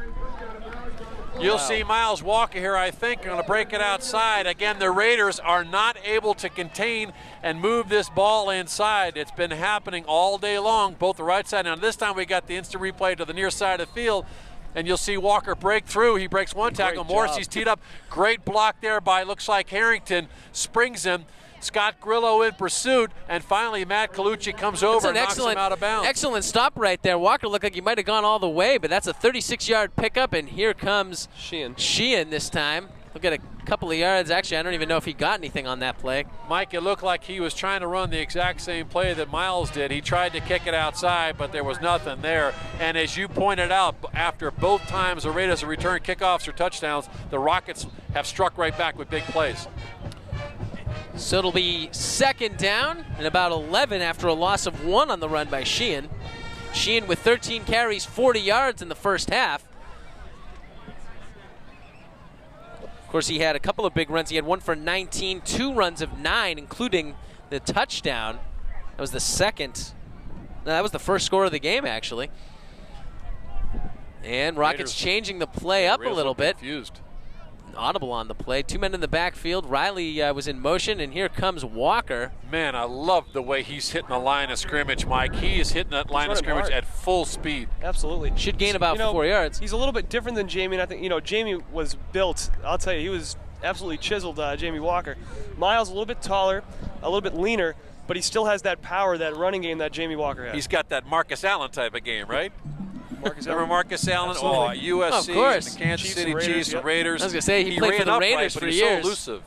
Now, see, me as a young, and I know him more as an analyst, I remember on NBC, but or CBS as well, but absolutely. So here comes 3rd and 6. Handoff goes to Sheehan, and Sheehan will be stopped almost immediately after he hit the Perry line. doing a good job down there, number 77, getting into the action. He's played all the way, both sides of the ball. Didn't really play a lot of tackle early in the season, has been forced into action. Good hit at the line of scrimmage. Be surprised if he even got a yard on that. He does not. Here we go. We're going to have Machunsky kick now. He's got the wind in his favor, but still, it's, you know, the wind is a little bit tricky today. It's whether it's in your favor or it's not. Kicking a field goal, as Machunsky's going to go for what's this, about a 28-yarder? Yeah, 27, 28 yards right here. Well, they're showing field goal here. That wind is actually blowing at about, on your screen, from 11 o'clock to 5 o'clock. So there's a little bit of a headwind. He hooked his last extra point. Here comes the attempt. Machunsky's kick is up, and it is good. 27 yards. The wind just seemed to stop right there for Machunsky. He does it again. So now all of a sudden we've got a tie game. Well, Mike, you had pointed out there that when the Raiders went for 2 in the conversion, it made it a 3-point game, and that we might see it could be a key factor. And Machunsky came down there. He did not hesitate. If that ball was at the 38-yard line, that still would have gone through the uprights. Matt Machunsky following in the footsteps of his brother Josh Machunsky was a kicker here before him. Needham's had some good kickers. Chris Pavisaris, the punter, now punts at UConn. They've had success with their kickers and punters. Well, the sun is definitely shining on this field, and we're all happy to see it. I remember 2 years ago, you guys were not very hospitable with some really ugly weather and a cold, hard field, but it is gorgeous today. What happened at halftime? All of a sudden, we started getting the rain was really starting to come down. Now, all of a sudden, the rain's gone. We got the sun. So, by the way, guys, just briefly, while there's a brief stop in the action, you know, lots happened since last year's Thanksgiving game, specifically in the world of sports. And I just got to mention this. I just felt like doing it.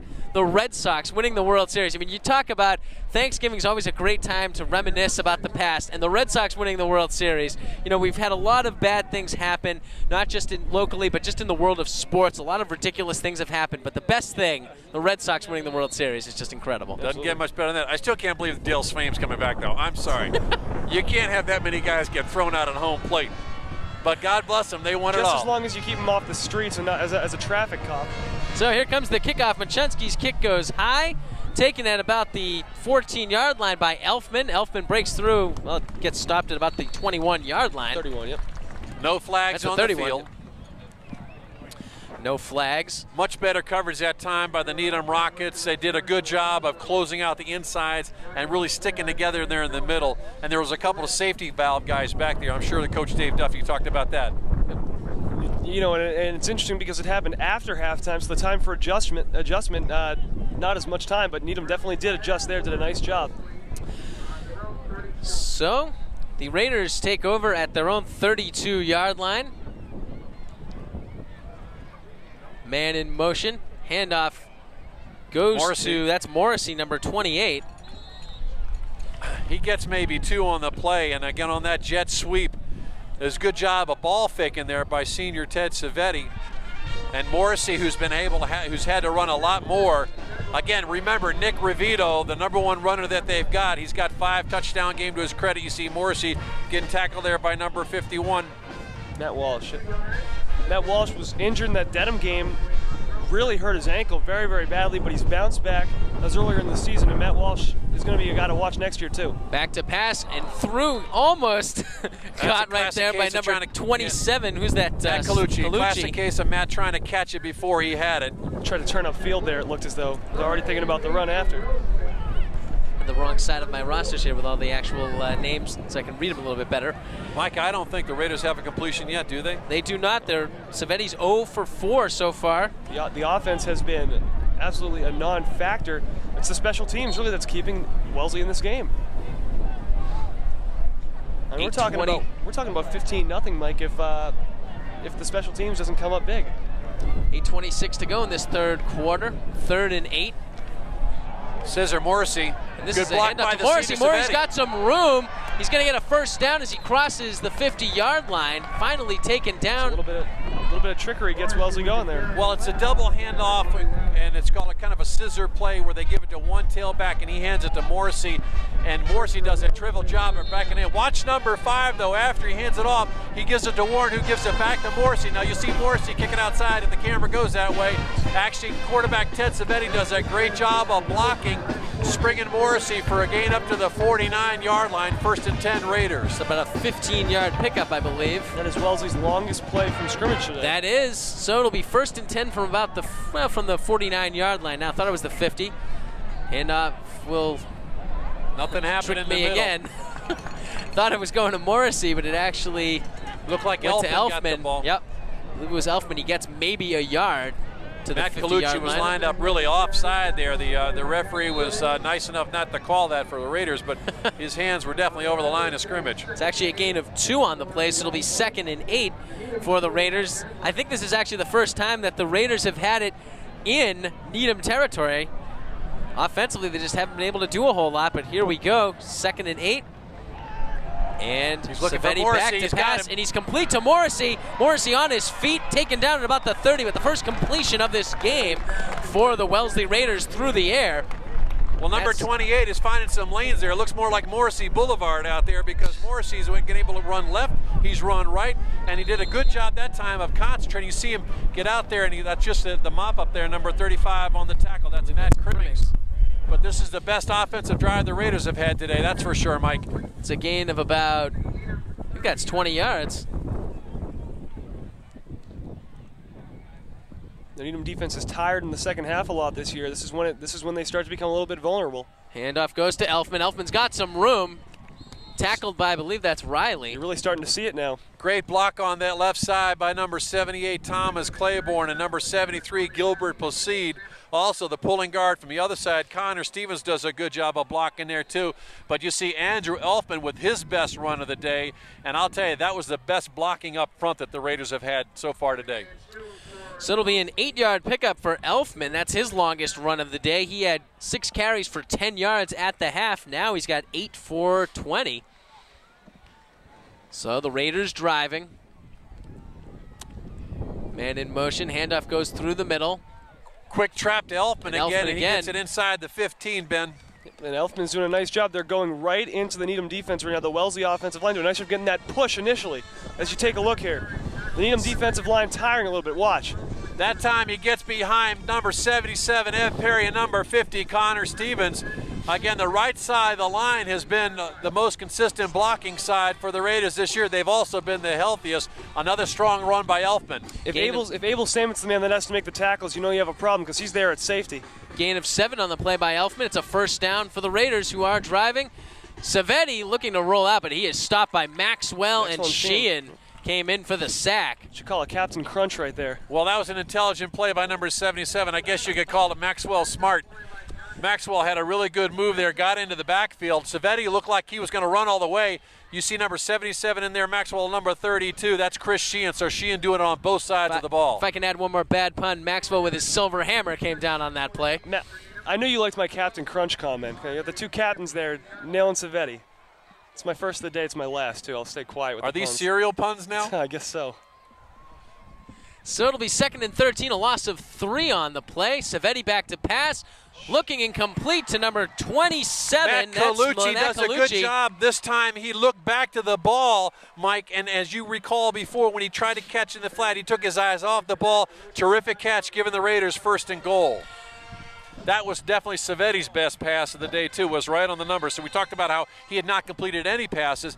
He rifles one out there, and 27, Matt Colucci, keeps his eye on it, gets down there, touchdown-saving tackle, 1st and goal Raiders. That's Nice a play gain by of Sullivan 15. there.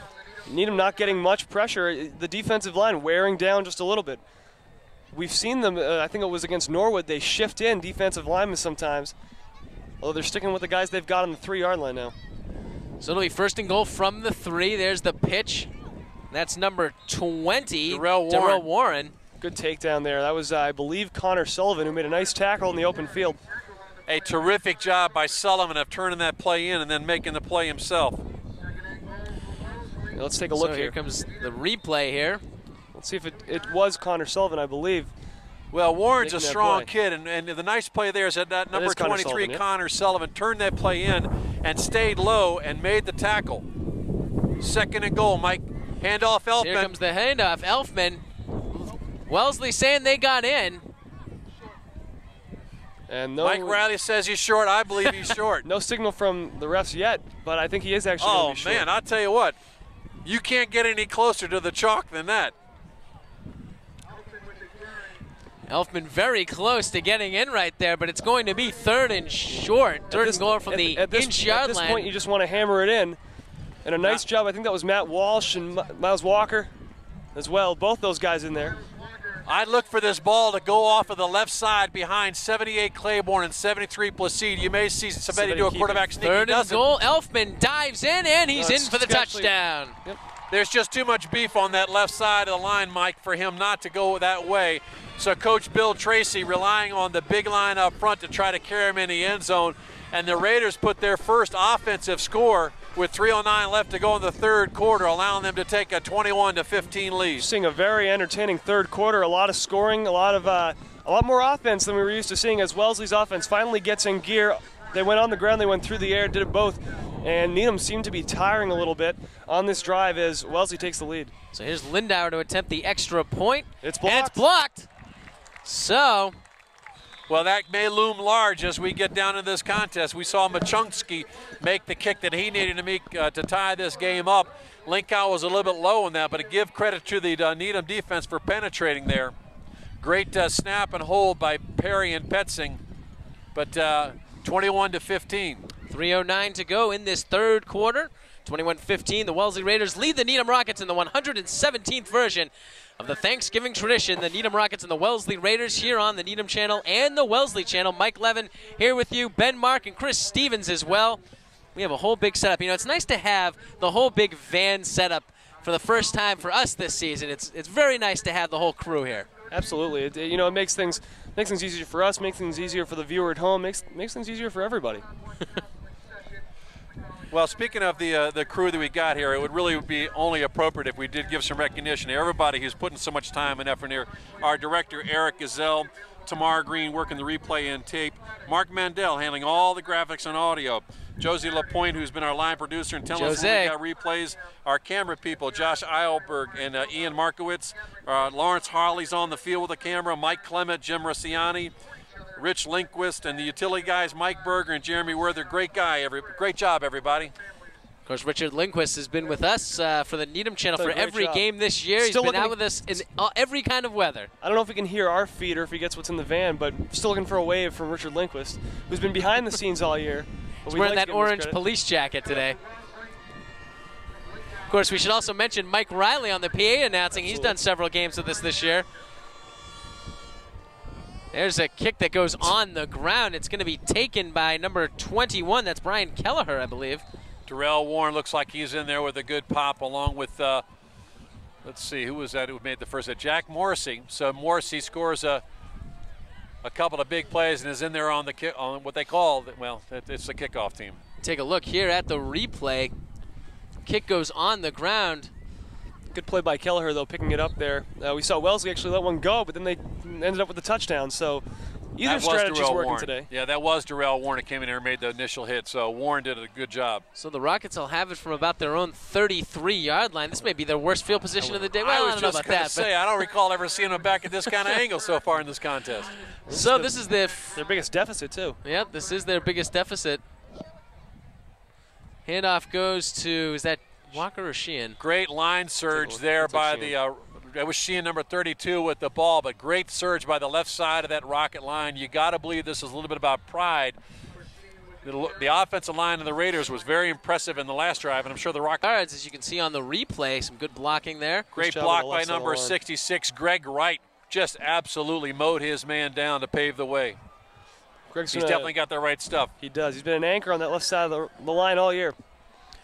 2nd and a short 8 for the Rockets. 2 men in the backfield. Handoff goes inside to Sheehan. Sheehan on his feet, and he's able to stay on his feet. Here comes Chris Sheehan. He breaks it to the 50 and beyond. He gets stopped at about the Wellesley 48-yard line.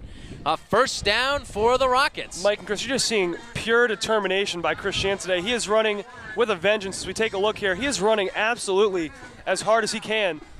Well, Sheehan doing his impersonation of Corey Dillon goes inside and sees that there's nobody home there and says, guys, I can't get anything there, so I'm going outside. He eludes Jake Murphy. Just watch him downfield now with the and power Jack he's Morrissey misses him too. So 1st and 10 into Raider territory at the 48. Carried Elfman there for a couple of yards extra. So the Rockets will have a 1st and 10 inside Wellesley territory again. 2 men in the backfield. Harrington, I believe, on the far side. Handoff goes to Miles Walker. And he gets it. He almost didn't get it back to the line of scrimmage. Then with the second effort, he's able to get maybe a yard at most. And it'll be second down. Ev Perry with a good job of getting in there, along with 27, Matt Colucci on the stop. But that play looked a little confusing, like it had a hard time developing. You see Walker kind of stumble step there.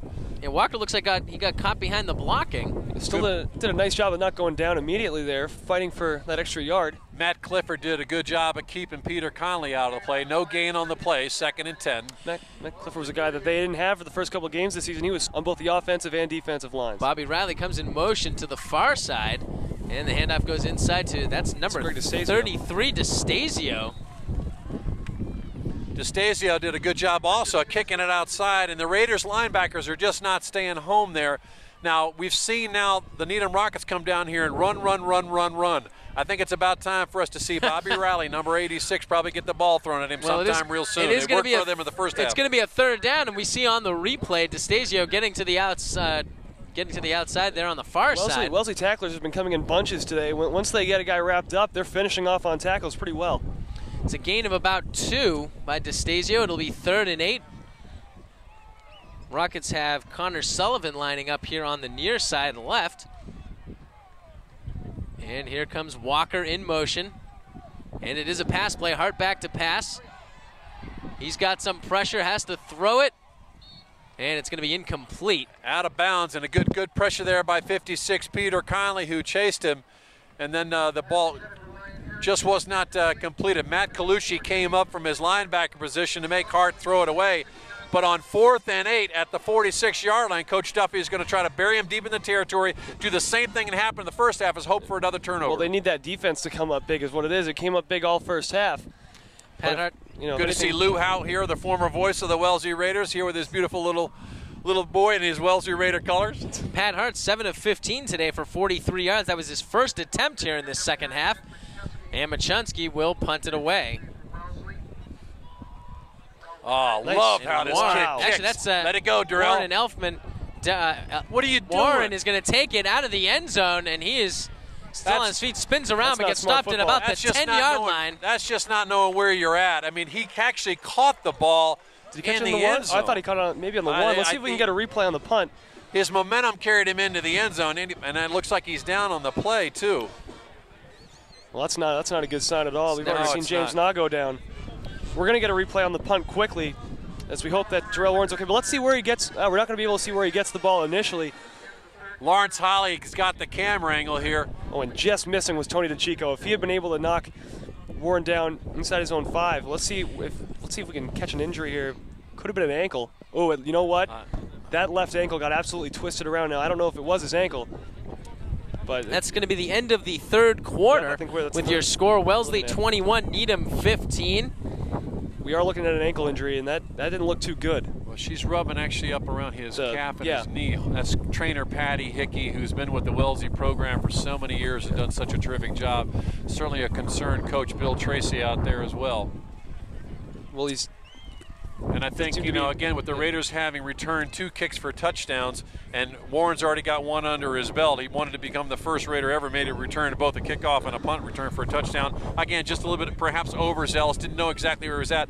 But give credit to Machunsky. Machunsky, the yard line there was inside of about the 47 or 48-yard line. He kicked that from about his own 45, and that ball was caught at about the 1. Durrell caught it going in. It was a perfect spiral. Beautiful, you mentioned that the Rockets have already got 1 kicker at UConn from your punter. Yeah.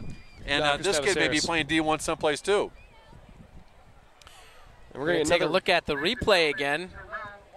So Durrell Warren is up. He's limping. I'm not sure if he did catch that at the 1. It might have actually been in the end zone. It was close. So I think importantly, you certainly see Durrell going off the field under his own accord. A little bit of a help there, but he may be done for the day. That would be a big blow to the Raiders. We already mentioned that they have a depleted backfield.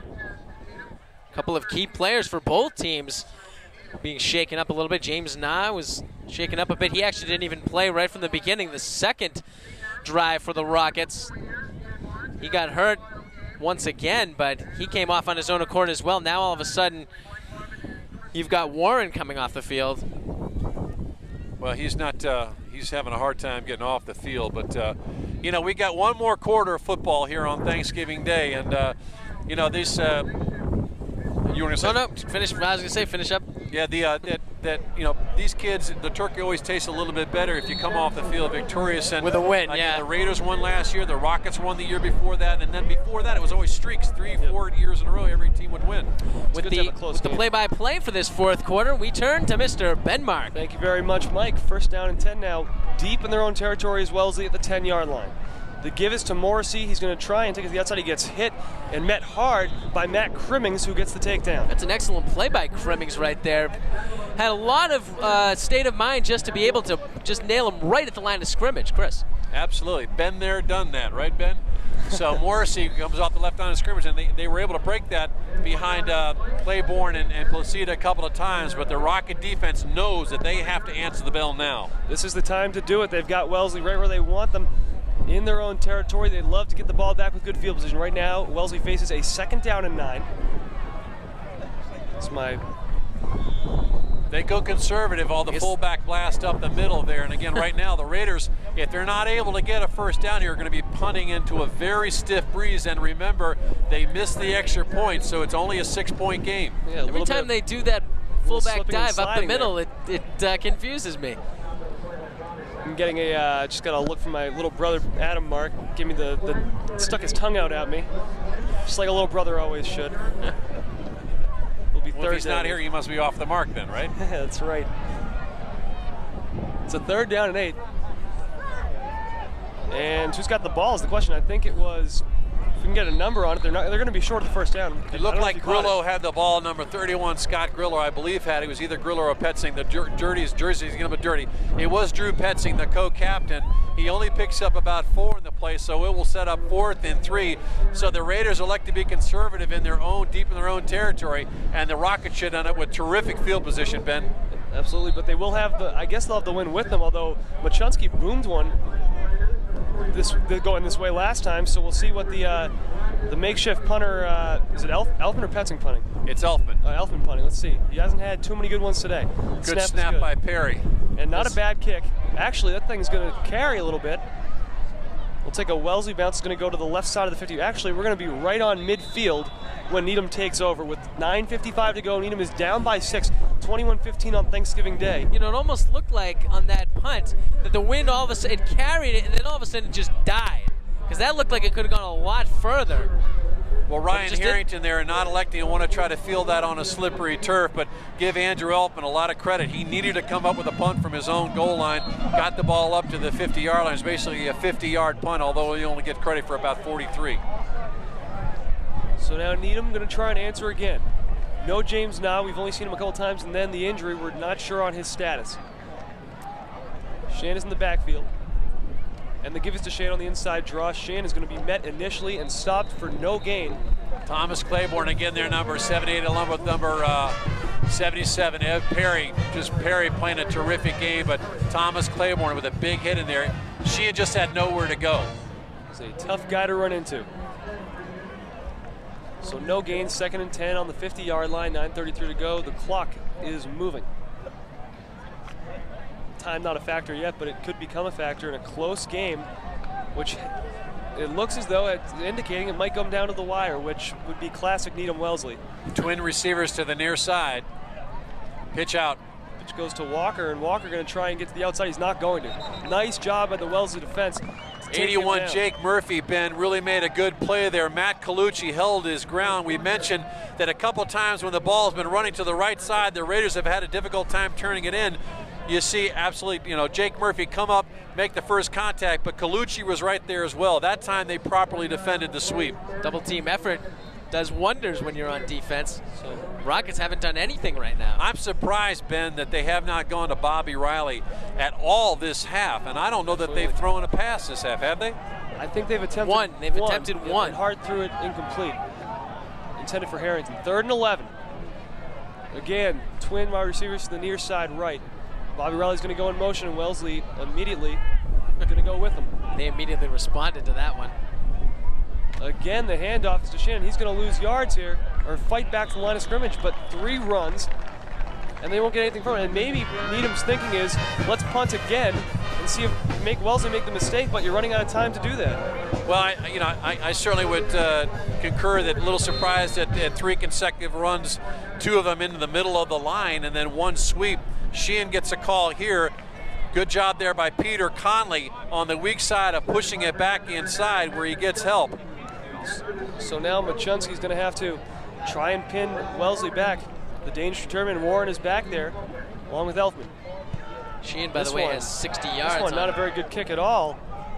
Uncharacteristically for Machunski, but it will take a Needham bounce. It's going to get back to about the 18-yard line. So a ball which, a line drive, kind of a wobbly kick, takes the Needham bounce. Ball almost hit Jack Morrissey in the back. Sometimes that happens on short kicks, Mike, but again, the Rockets do at least what they wanted to do, which was to get a favorable bounce and put the Raiders deep in the hole again. I was about to mention, Sheehan now 19 carries for 60 yards and the 1 touchdown. 7:33 left to go. Now you certainly think that the clock becomes more of a factor. If the Raiders throw the ball, they may be giving up free timeouts on incomplete passes. I don't really understand that play call. You have it at midfield. You're not exactly giving up terrible field position. Why on earth, on a 3rd and 11, would you run the ball? That's just not, it's not a smart move. Well, they were trying to just catch him by surprise.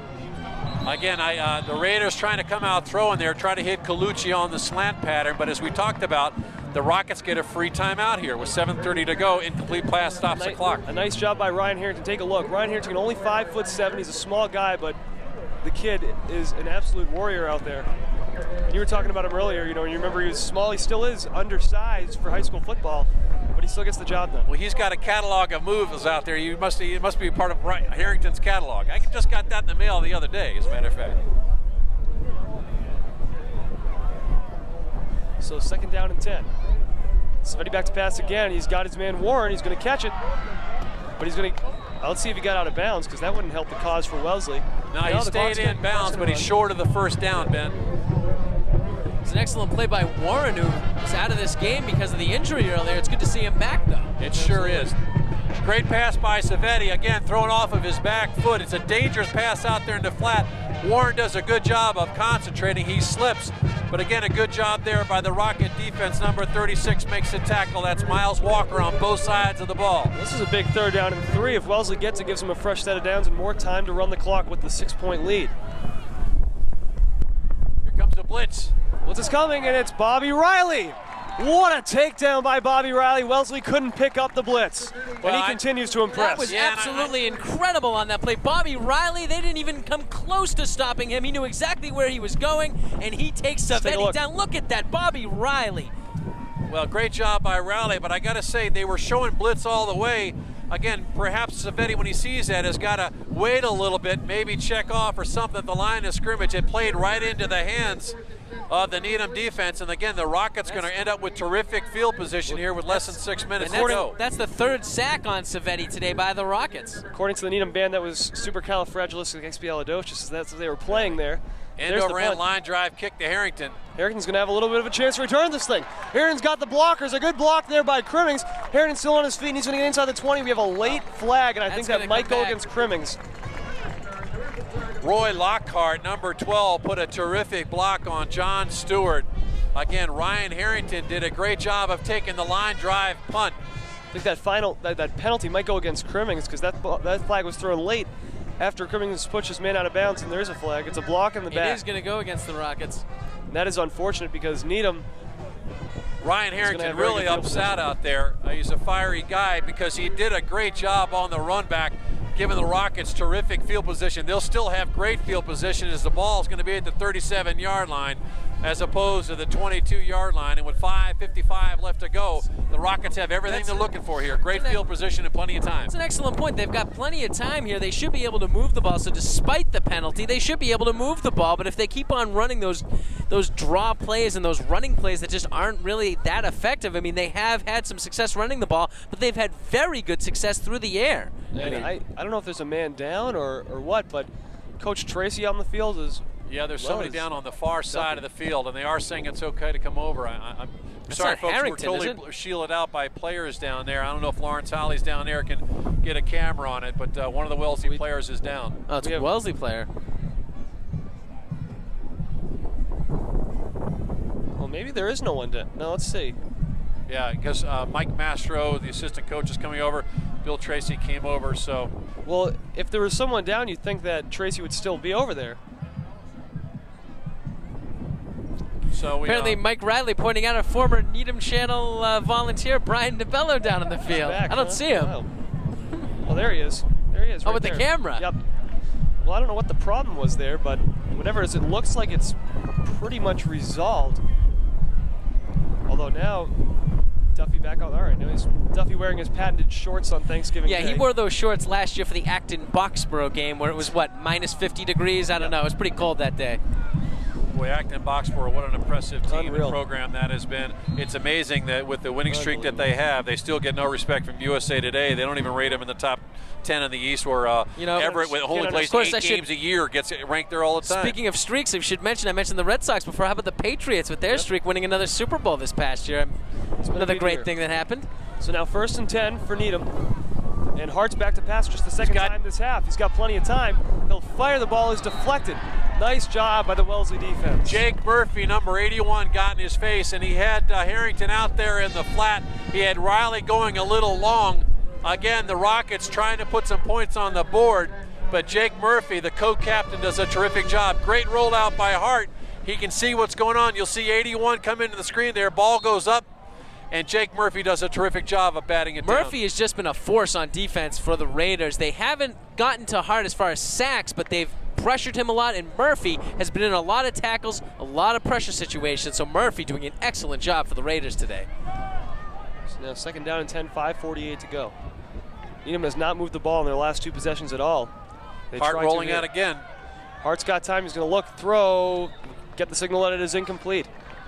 So he again throws underneath, trying to get the near side guy. You're now looking at a 3rd and 10 from the 37, and I know that you were talking, Mike, about the fact that they were running the ball as opposed to perhaps passing it, but down here, with the wind that they've got at their back with Machunsky, and I know that they've got to be able to get a touchdown here, but you just got to run that ball probably sometimes in the middle just to keep that defense honest. Well, they have not thrown the ball to Riley yet. He hasn't even looked at him, I don't think. Let's take a look. Had some time here. And again, give, I guess, credit to the Raider defense. They must be covering Riley. Connor Green almost gets his hand on it. And again, nothing going there. Well, we missed the play. We just had a play right there. Not sure exactly what happened. Well, it just got, Chris Sheehan had to carry. He got outside. He got about 4 yards on the play. It'll be 4th and about 6 with 5:26 left to go. He did not get out of bounds. Well, Needham does that a lot. They'll run the ball on 3rd down and long to try and throw off the Wellesley defense. Now, I tell That's a you good what, point, actually. They've done that a lot. I'd be thinking about Bobby Riley right here. And if I'm defensive coach John Griffith, I would say you got to check number 86 coming off the line of scrimmage and throw him off. You see Jake Murphy lined up right across from him. A big 4th down and 6. In motion goes Connor Sullivan. Back to pass is Hart. He's got time. He's got a man deep. He is It looking for incomplete. Riley. There's actually 2 men out there. They couldn't get either one of them. Riley and Harrington going for the ball. It is incomplete, so now with 4:45 left, Wellesley takes over. Well, you know what the problem with that is? You throw your 2 best receivers and put them in the same exact situation. You can see here, or you put them in the same exact place on the field, so all the defenders are looking at either Harrington or Riley. You can take a look here as Hart looks long, but both Harrington and Riley end up in the same place. You got to put them in separate places to split the defense. Well, I'm not sure that maybe there wasn't an error in terms of the pattern that was run there. Both Harrington and Bobby Riley would never really usually be on any play in the same locale. Again, sometimes kids break off patterns to try to be able to make something happen, but with 4:45 left to go, the Raiders now have to be thinking about utilizing that clock. Needham has all 5 timeouts left, haven't used one yet. Interesting that the Rockets went for it all on that play. The inside give is to Elfman. Looked like Elfman got the call again off of that left side. Number 41 does a good job. Right now, if you're a Raider fan, you got to be hoping that these Raiders hold on to the ball. And if you're a Rocket fan, you got to be hoping that these guys start to ball tackle. Well, that was an excellent gain on 1st down for Elfman. He gets 5 yards on just barreling through the Rocket line. Great job by number 50, Connor Stevens, with 1 block, and number 73, Gilbert Placide, with another block. Number 55 is in the contest. That's Alex Eichenbaum. Perry's out. So 2nd down and 6 with 4 minutes to go now. The clock continues to move. Wellesley 1st downs become pivotal to keep the clock going. Elfman goes north-south, which is what you want a runner to do when you're trying to do ball control. He picks up about 4 on the play, and the Rockets will burn a timeout with 3:53 left to go with a 3rd and about 2. You check the replay. Take a look here. Elfman able to get through, finally taken down by a couple of Rockets. I believe Harry Freed might have been one of them. Tough spot there for Elfman. It looked like he got a little bit more forward progress, but the Zebras marking it about the 41-yard line. Only a gain of about 3 on that play. It looked like he got a lot more yards. That's a 3rd and a long 2. It's a short 3. Another big 3rd down play for the Needham defense. Riley got the sack last time. I would be real surprised if Tracy puts this ball in the air because, again, an incomplete pass gives the Rockets another free timeout. Think about number 41, Elfman. So on 3rd and 2, a long 2, short 3. They'll give it to Elfman. He's going to be close. It's going to be real close. It depends on the spot. One referee saying that it's short because he's got his fist in the air. They will stop the clock for the measurement. I think he's short there, Michael, but not by much. If he is short, it's going to be real close. I think he is short. Just looking at it right now, and looking at that spot, it looks like he's going to be short. They're not even going to bring the chains out. It was a timeout for Needham, so they have 3 left. 4th and 1 now. Here's the question: what do you do here if you're Wellesley? Because if you don't make it on 4th down, you give Needham excellent field position. I think that Wellesley's going to punt and put the trust in their defense. Well, they are going to punt it away. At least it so appears. Their feelings are if they can avoid to have a long return, and there's been a lot of those today. Again, remember, folks, that the Raiders have 2 returns for a touchdown. Ryan Harrington would love to break one here, and the Raiders this time will take time out to think of this one over. By the way, the numbers for Elfman today, that was his 15th carry. He's got 38 yards and the 1 touchdown, the 1-yarder back in the second quarter. You know what? They're going for it. 3rd quarter. The player who was down on the field was number 77, Ev Perry, who we could not see. He actually just went back across the field, and what Coach Tracy was asking earlier was, is it okay if my player just stays on this sideline, which otherwise would be against the rules? Right. Well, here we go. This is the biggest play of the game thus far. 4th and 1 with 3:42 left. 21-15 Wellesley. I don't care what happens here. I love the call. I'm confused. Why would you go for it? Well, let's see what happens. Here's the give, and Harry Freed sticks him. I don't know why you don't do a quarterback sneak on a slippery field. Why hand the ball 4 yards in the backfield? I don't think that was not Harry Freed. That was not a smart move. I don't know why you don't. I mean, the Rockets really haven't had a whole lot of long drives. There's no reason. As you can see the replay here, Harry Freed just comes in and whacks Elfman on that play. Not a smart call. Let's quickly talk about Needham's sophomores today. Miles Walker and Harry Freed. Do you want to talk about bright futures in this program? I'm sure his brother Jared very happy on the sideline, as well as his parents as well. What a play for Harry Freed, who's come up huge all season long. And now a chance for Needham again. They have it at the Wellesley 41-yard line. Actually, it looks more like the 42 from here, but Hart's going to look back to pass. He's got time again, rolling. He's going deep. He's got a man out there. Look, Steve Harrington caught it. Ryan Harrington, the senior. The 2 have done it since freshman year, and they hook up again on a huge play. Absolutely an incredible play. Ryan Harrington running a perfect route there in Hart. I cannot believe. Well, what's really nice about this is you'll see Harrington when he comes back to the ball, and not only that, but after that, he eludes one tackler, eludes another tackler, and almost gets into the end zone. Wow. Does almost get into the end zone. I did not see that either. That's a gain of about. Let's see what the gain was. That's got to be a gain of 38. A gain of 38 yards. So now a chance for first, and there's Mike Kerr on the screen we just saw quickly. I think the Raiders are going to be called for too many guys on the field. Well, this would be half the distance to the goals. Rich Mazzola now in at quarterback, and now Pat Sullivan's going to run in. I think you might see Mazzola in this situation because they don't want Hart running into the heart of running into the heart of the Wellesley defense with that cast on. Well, that's the incredible thing. Pat Hart was hurt. We didn't think he was going to come back and play at all. They put that cast on his hand. Actually, here comes Mazzola. But Hart has just been incredible in this game. You cannot talk enough about how great Pat Hart has been in this game. Now the Needham Rockets here with 3:12 left to go. If they punch us into the end zone, they force the Raiders to burn 2 of their timeouts on the defense. Yep. So if the Rockets score and the Raiders get it back, they're only going to have 3 timeouts, Ben. Well, Chris and Mike, we are seeing a classic here today. We saw it last year, too. I mean, it was a great game last year that went down to the last play. We might see it again. You see the Needham sideline, some anxious fans as they are 3 yards out. Rich Mazzola is in at quarterback, the sophomore. Power eye in the backfield, it looks like. They give us to DeStasio. Or no, it's Mazzola keeps it, and Drew Petzing trips him up at the 5-yard line. Again, with the ball at the 2-yard line, it's almost like the call that the Raiders made. I have a hard time when you're handing the ball back or moving back when all you got to do is move forward. Mazzola, You can take a look here. Mazzola keeps it himself, trying to use the blockers, but they just couldn't get him back. And that was an excellent play by Petzing. Huge play by co-captain Drew Petzing. 2:44. Again, though, this is working in Needham's favor. If it takes them longer to score, it's going to be work to their advantage. Just have to make sure they do get the ball in. They still have to get in. Happen, yeah. They give us to Sheehan's got room outside. Chris Sheehan is in. It's a touchdown, Needham. Chris Sheehan's 2nd touchdown of the game, and Chris Sheehan in his final game as a Needham Rockets senior is making it count. Incredible move by Chris Sheehan. You can't discount, you cannot discount the offensive line there by the Rockets, but an excellent play call moving into the outside. I love seeing these guys go to the outside when they have the room, more towards the middle of the field, and Sheehan has plenty of room on that play, as you can see right here. Excellent blocking. Miles Walker with an excellent block right there, and that causes Chris Sheehan to have the room to get into the end zone for the touchdown. Again, the Wellesley linebacker there made the classic mistake that they've been making all day long. As opposed to turning the play in, they allowed him to get outside. Absolutely huge play. We're tied at 21. Machunsky to give them the lead. The snap is down. The kick is up. It will float.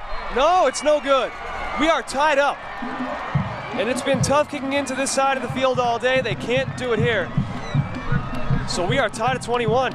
Well, it looked like a good snap and a good hold, and it just looked like he pushed it a little bit to the right. You got to feel bad for Machunsky, but you're certainly looking at a whole new ball game here. Again, the Raiders, who have had a difficult time moving the ball, we're going to have to go for a touchdown or a field goal with only 2:28 left to go, and now it's a tie game. It creates a whole different strategy, but Mike. Something you should watch for. Wellesley has done an excellent job returning these kickoffs for touchdowns. It is going to be very important for the Rockets to stop the Raiders on this play, because we could easily see Wellesley get the lead right back. Take a look at both sidelines. The Needham sideline is jubilant, while the Wellesley sideline in suspense right now.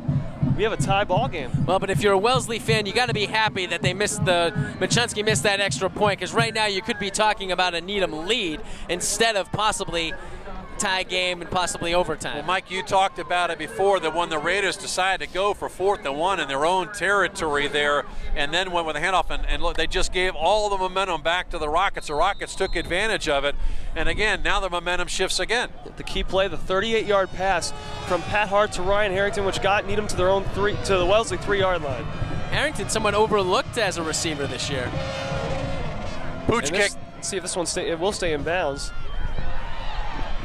Taking my number 56. That's Peter Conley, who's a defensive end, who gets the ball, the up back at the 29-yard line. In that situation, you want to run north-south, not east-west, okay? And that time Conley went east-west and didn't get anything out. Miles Walker missed the first tackle right there. As you can see, he dives in and tries to make the tackle but misses. Ultimately, the Rockets have a couple of guys there. Looks like, is that Freed or Maxwell? That's Harry Freed. That's Freed who makes the tackle. Harry Freed all over the field today. So with 2:23 to go in this game, left, Ted Savetti is going to try to engineer a Wellesley victory in the waning moments, but Needham is going to try and stop him. 2:23 to go. The Rockets have several timeouts that they can burn if they get the ball back, if they stop the Raiders. Elfman on the jet sweep. Elfman has room. He's going to get to the outside. He's knocked out of bounds. You're saying he stayed in bounds. Oh, he stayed in bounds. All right. He's got the clock. You can't tell down there in that corner. Well, the zebra, when he has that arm in motion, that means he's still in bounds. Yep. So a 4 or 5 yard pickup. Let's take a look at the play. Elfman on the jet sweep. You see he comes wide here. He's got that ball tucked away. But again, the Rockets doing a good job of pulling him down in bounds. Now, if you're thinking overtime here, folks, in a regulation game, the balls go to the 10-yard lines, and each team has a chance to be able to do something with it, I right? remember my junior year, I think it was 1994, we had an overtime game, and Needham ended up winning the game on it was like an end-around reverse pass. All three of the tri-captains that year were in on that play. Wow. 2nd and 6. Savetti to pass. He's looking. Fires incomplete with 1:33 to go. It'll be 3rd down. He had Elfman in the flat. He threw it behind him with 1:33 left to go. Again, that's like a free timeout for the Rockets. Well, I'll tell you something. This is exactly what you want to see on Thanksgiving, Needham and Wellesley. And you can see here the replay. Savetti looking. Cannot connect. But this is exactly what you want to see between Needham and Wellesley, these close games. This has been unbelievable. Very tight. Every year it seems to be tight between these two. I mean, there are obviously some exceptions, but so exciting. 3rd and 6, a big play for Wellesley with 1:33 to go. They can keep their drive alive here.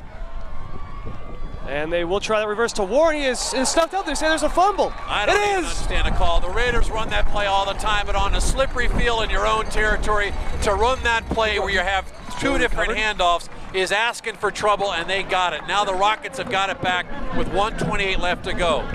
We can see here on the play, Warren gets the handoff. And he looked like he was trying to do a reverse. Actually, no, that's Elfman. Yeah, Elfman was trying to get it to Warren. First, it gets handed to Elfman, then it gets handed to Warren. Too many opportunities for failure there. Couldn't see who had the recovery. It wasn't Sheehan. Mike Riley says it was Christian, but we couldn't tell. Rockets have got 1st and 10 at their own 30, or at the Raider 31-yard line. 1:28 to go. The give is to Sheehan. Chris Sheehan's got room, and Chris Sheehan with a nice pickup.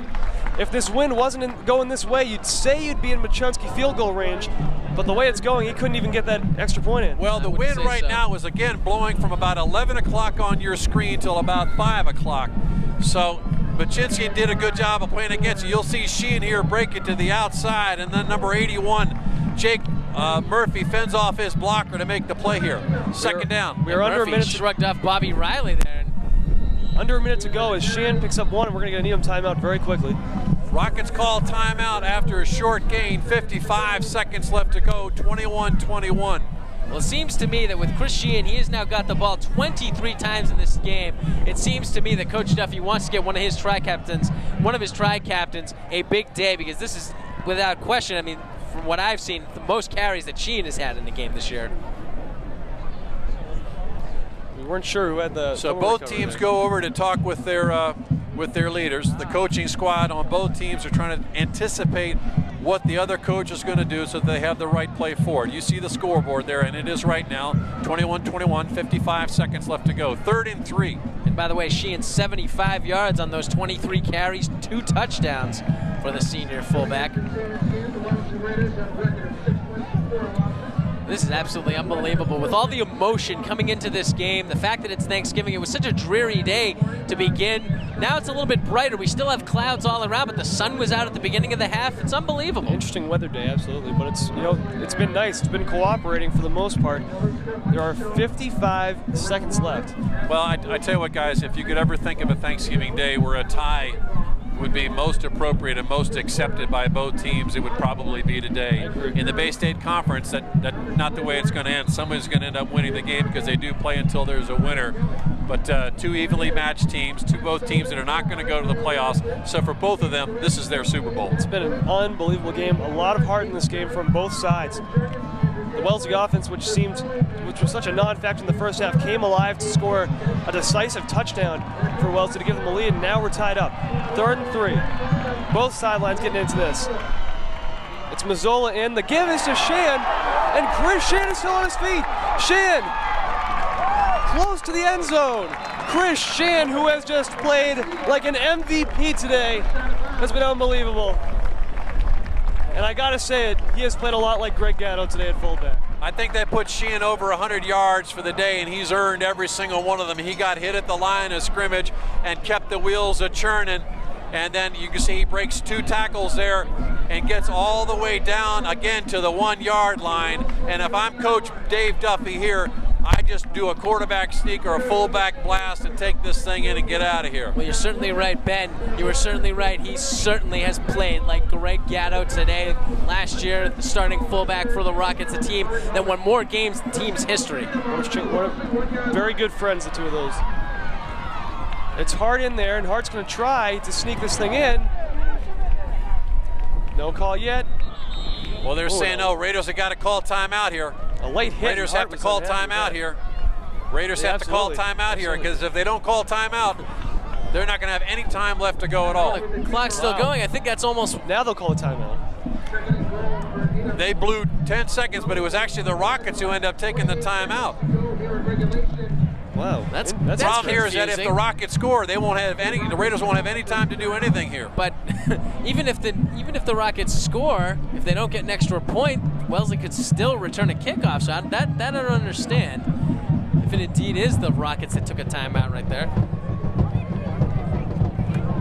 You know, certainly these teams have been through some trials this year. Both sides of the ball. They've had injuries. There's certainly, we talked a bit about the tragedies in both communities, but the young men who come out here and perform for these two towns and these programs, led by Andy Levin and Roy Johan, two quality guys, two great institutions, two great programs, and it's just a privilege to be here to be able to call this game with you guys today. It's the pleasure is Chris. ours as well. We appreciate you having you up here. Sentiments are echoed here by myself and Mr. Mark, everybody on the Needham channel. That ball, the end of that ball is right on the goal line. It's Mazzola now in there. Needham's cheering, and I think they're going to get in on this play. Let's see. Second and goal from the inch line. The give is to Shan, and yes, Mr. Shan, you've got your third touchdown. And Pat Hart goes straight out with all the seniors to go celebrate with Chris Shan. Chris Sheehan is the hero of this game for the Needham Rockets.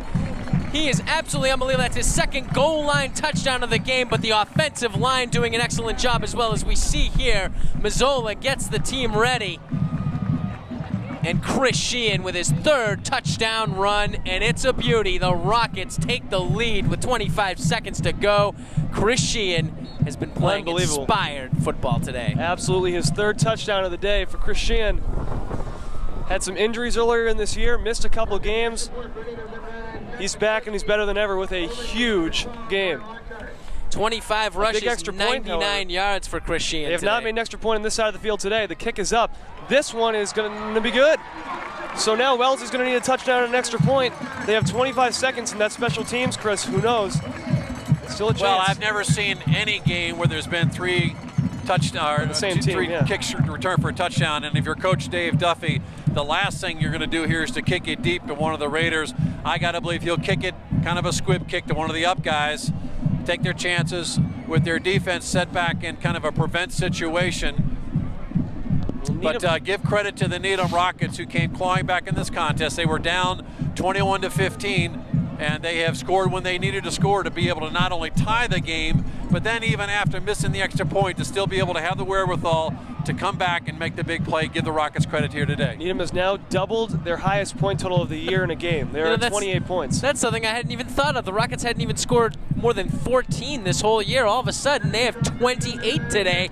This is a team that really came in on a mission. They were playing in the memory of Greg Gatto, and they are doing an excellent job. At least they've finished so well, and if it wasn't for those two kick return touchdowns, Needham might even be on top by more. 99. So Machunsky is going to kick it away here.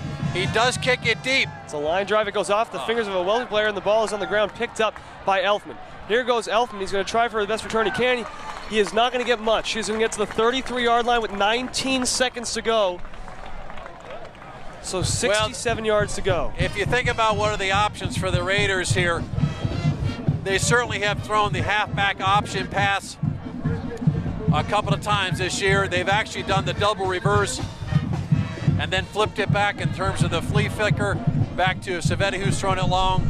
But the Rockets are going to have people deep here to try to be able to prevent that. And the Rockets have been able to muster a very, very good pass rush against Savetti today. And I would expect that the three guys will be rushing here will try to put the pressure on. Surprised that they're not going shotgun here, but they're not. meaning shotgun formation, where the quarterback takes a snap back about 5 yards. So on 1st and 10, the give is to Warren. They do that double reverse, and no, They wow, do there's throw the flea flicker. He's going to throw it as far as he can. Zavetti looking deep, incomplete. So that's a play that we did see before. He actually had Colucci going way down the field, and he elected to throw it to Warren. He had him out there by a step, but it's falling incomplete with 11 seconds left to go. We'll do it all again. A flea flicker, folks, is where they do the double handoff. It goes from Warren back to Elfman. Now you see Warren will go off the right side. You see him to your right at the top of your screen. Now Zavetti looks one way and then throws the other way. He had good time on that play too. And I love the flea flicker play. An excellent play call, even though he didn't get it to him. But by the way, I was a little bit incorrect when Mike Riley came over and said Chris Sheehan's numbers on the day. I thought he only had 99, but I actually went back and redid it. He actually has 119 yards on 25 carries and 3 touchdowns. So with now 11 they run seconds shotgun. left, only a play or two left. Zavetti looking deep again, very deep. This ball is intercepted by Ryan Harrington. And Needham has won the 117th meeting of the Needham-Wellesley game in honor of number 34, Greg Gatto. So Zavetti threw that ball about 65 yards in the air. They had single coverage of Harrington on Colucci. Give Ryan Harrington all the credit in the world. He's not only come up big on offense, he came up big on defense. Zavetti really got this thing out very far. An excellent throw. That one extremely close, but Ryan Harrington does an excellent job bringing this down. Harrington has picked off a couple of passes this year, and with 3 seconds to go, has preserved Needham's big win. A very emotional Needham sideline, a very upset Wellesley sideline. The Wellesley seniors will not win on Thanksgiving Day. It will be Needham that does. And both teams, though, an unbelievable game. Big play by both Needham and Wellesley. Wellesley had a lot of injuries coming into this game and still put up an incredibly valiant effort against an inspired Needham team. So a terrific job by both teams. The Rockets will probably take a knee here, and that will do it for the 117th edition. It's been a good one, and we certainly hope that you all have enjoyed it. We certainly have enjoyed bringing it to you. And again, really want to pay tribute to our broadcast crew: Eric Gazelle, Tamara Green, Mark Mandel, Josie LaPointe, Josh Alberg, Ian Markowitz, Lawrence Holly, Mike Clement, Jen Bresciani, Richard Lindquist, Mike Berger, Jeremy Worthy. It's just been a terrific broadcast, everybody. And the final score here on Thanksgiving Day from Memorial Field is 28-21 Needham. Needham wins 117th meeting, ending with a Chris Sheehan touchdown run after a Wellesley fumble, which really hurt. I mean, it looked as though this game was either destined for overtime or a chance for Wellesley to win, and Wellesley gave Needham yet another chance. Well, you know, from my standpoint, you just can't make any critical comments about this. It's always easy to second guess when we're sitting up here in these nice cozy seats. But those kids all played valiantly, and you know what? There's a lot of emotion on both sides of the field. We talked at the outset of the broadcast that both of these towns have been struck by horrible tragedies. We both share a common bond that's more than just football. And as these kids shake hands in the middle of that field, you can just sense that they're all just saying, you know what, guys, hey, good game. Absolutely. Brothers, you know, we'll do it again, but, you know, take care of yourselves, take care of your families. We'll all get through this together. Definitely. I do have some final stats. Leader for Wellesley on the rushing side, Elfman, 17 for 40 and a touchdown. We mentioned Sheehan, 25 for 119, 3 touchdowns. Zavetti through the air, 3 of 11 with an interception and 42 yards. Hart, 8 of 19 for 81 yards. He did not throw a touchdown in this game. Harrington, 2 catches for 46 yards. Bobby Riley, 2 for 33. Morrissey had a catch for 20, and Colucci 1 for 15. So the final score here from Needham is 28-21. Needham Rockets win. We'd like to thank everybody that Chris mentioned that have helped us out today and have helped us out all season. They have done an amazing job. This was a great telecast. And from Ben, everyone. I want to just thank you. I know this is your last football game, and it's been a great year working with you. Thank you, and I've had a great time working with you too, Mike. And 3 years, I think now we've worked together on this football game. I was with you, Chris, and I'd like to thank you for being out here. It's been a privilege, Ben, and again, I mentioned privilege being here, and I guess just finally, you know, we want to wish a happy Thanksgiving to everybody, but our hearts and our prayers go out to the Gatto family and to the McPhee family and to all of those families, and there's another family also affected by tragedy. So, you know, God bless you all. Hang in there, and happy Thanksgiving, everybody. So once again, the final score, Needham 28, Wellesley 21. For Mike Levin, for Chris Stevens, for everybody here at the Needham and Wellesley channels, I'm Ben Mark. Have a great Thanksgiving, and we'll look forward to seeing you in the winter season here in the Needham channel. I'm sure on the Wellesley channel as well. Have a great day, everybody.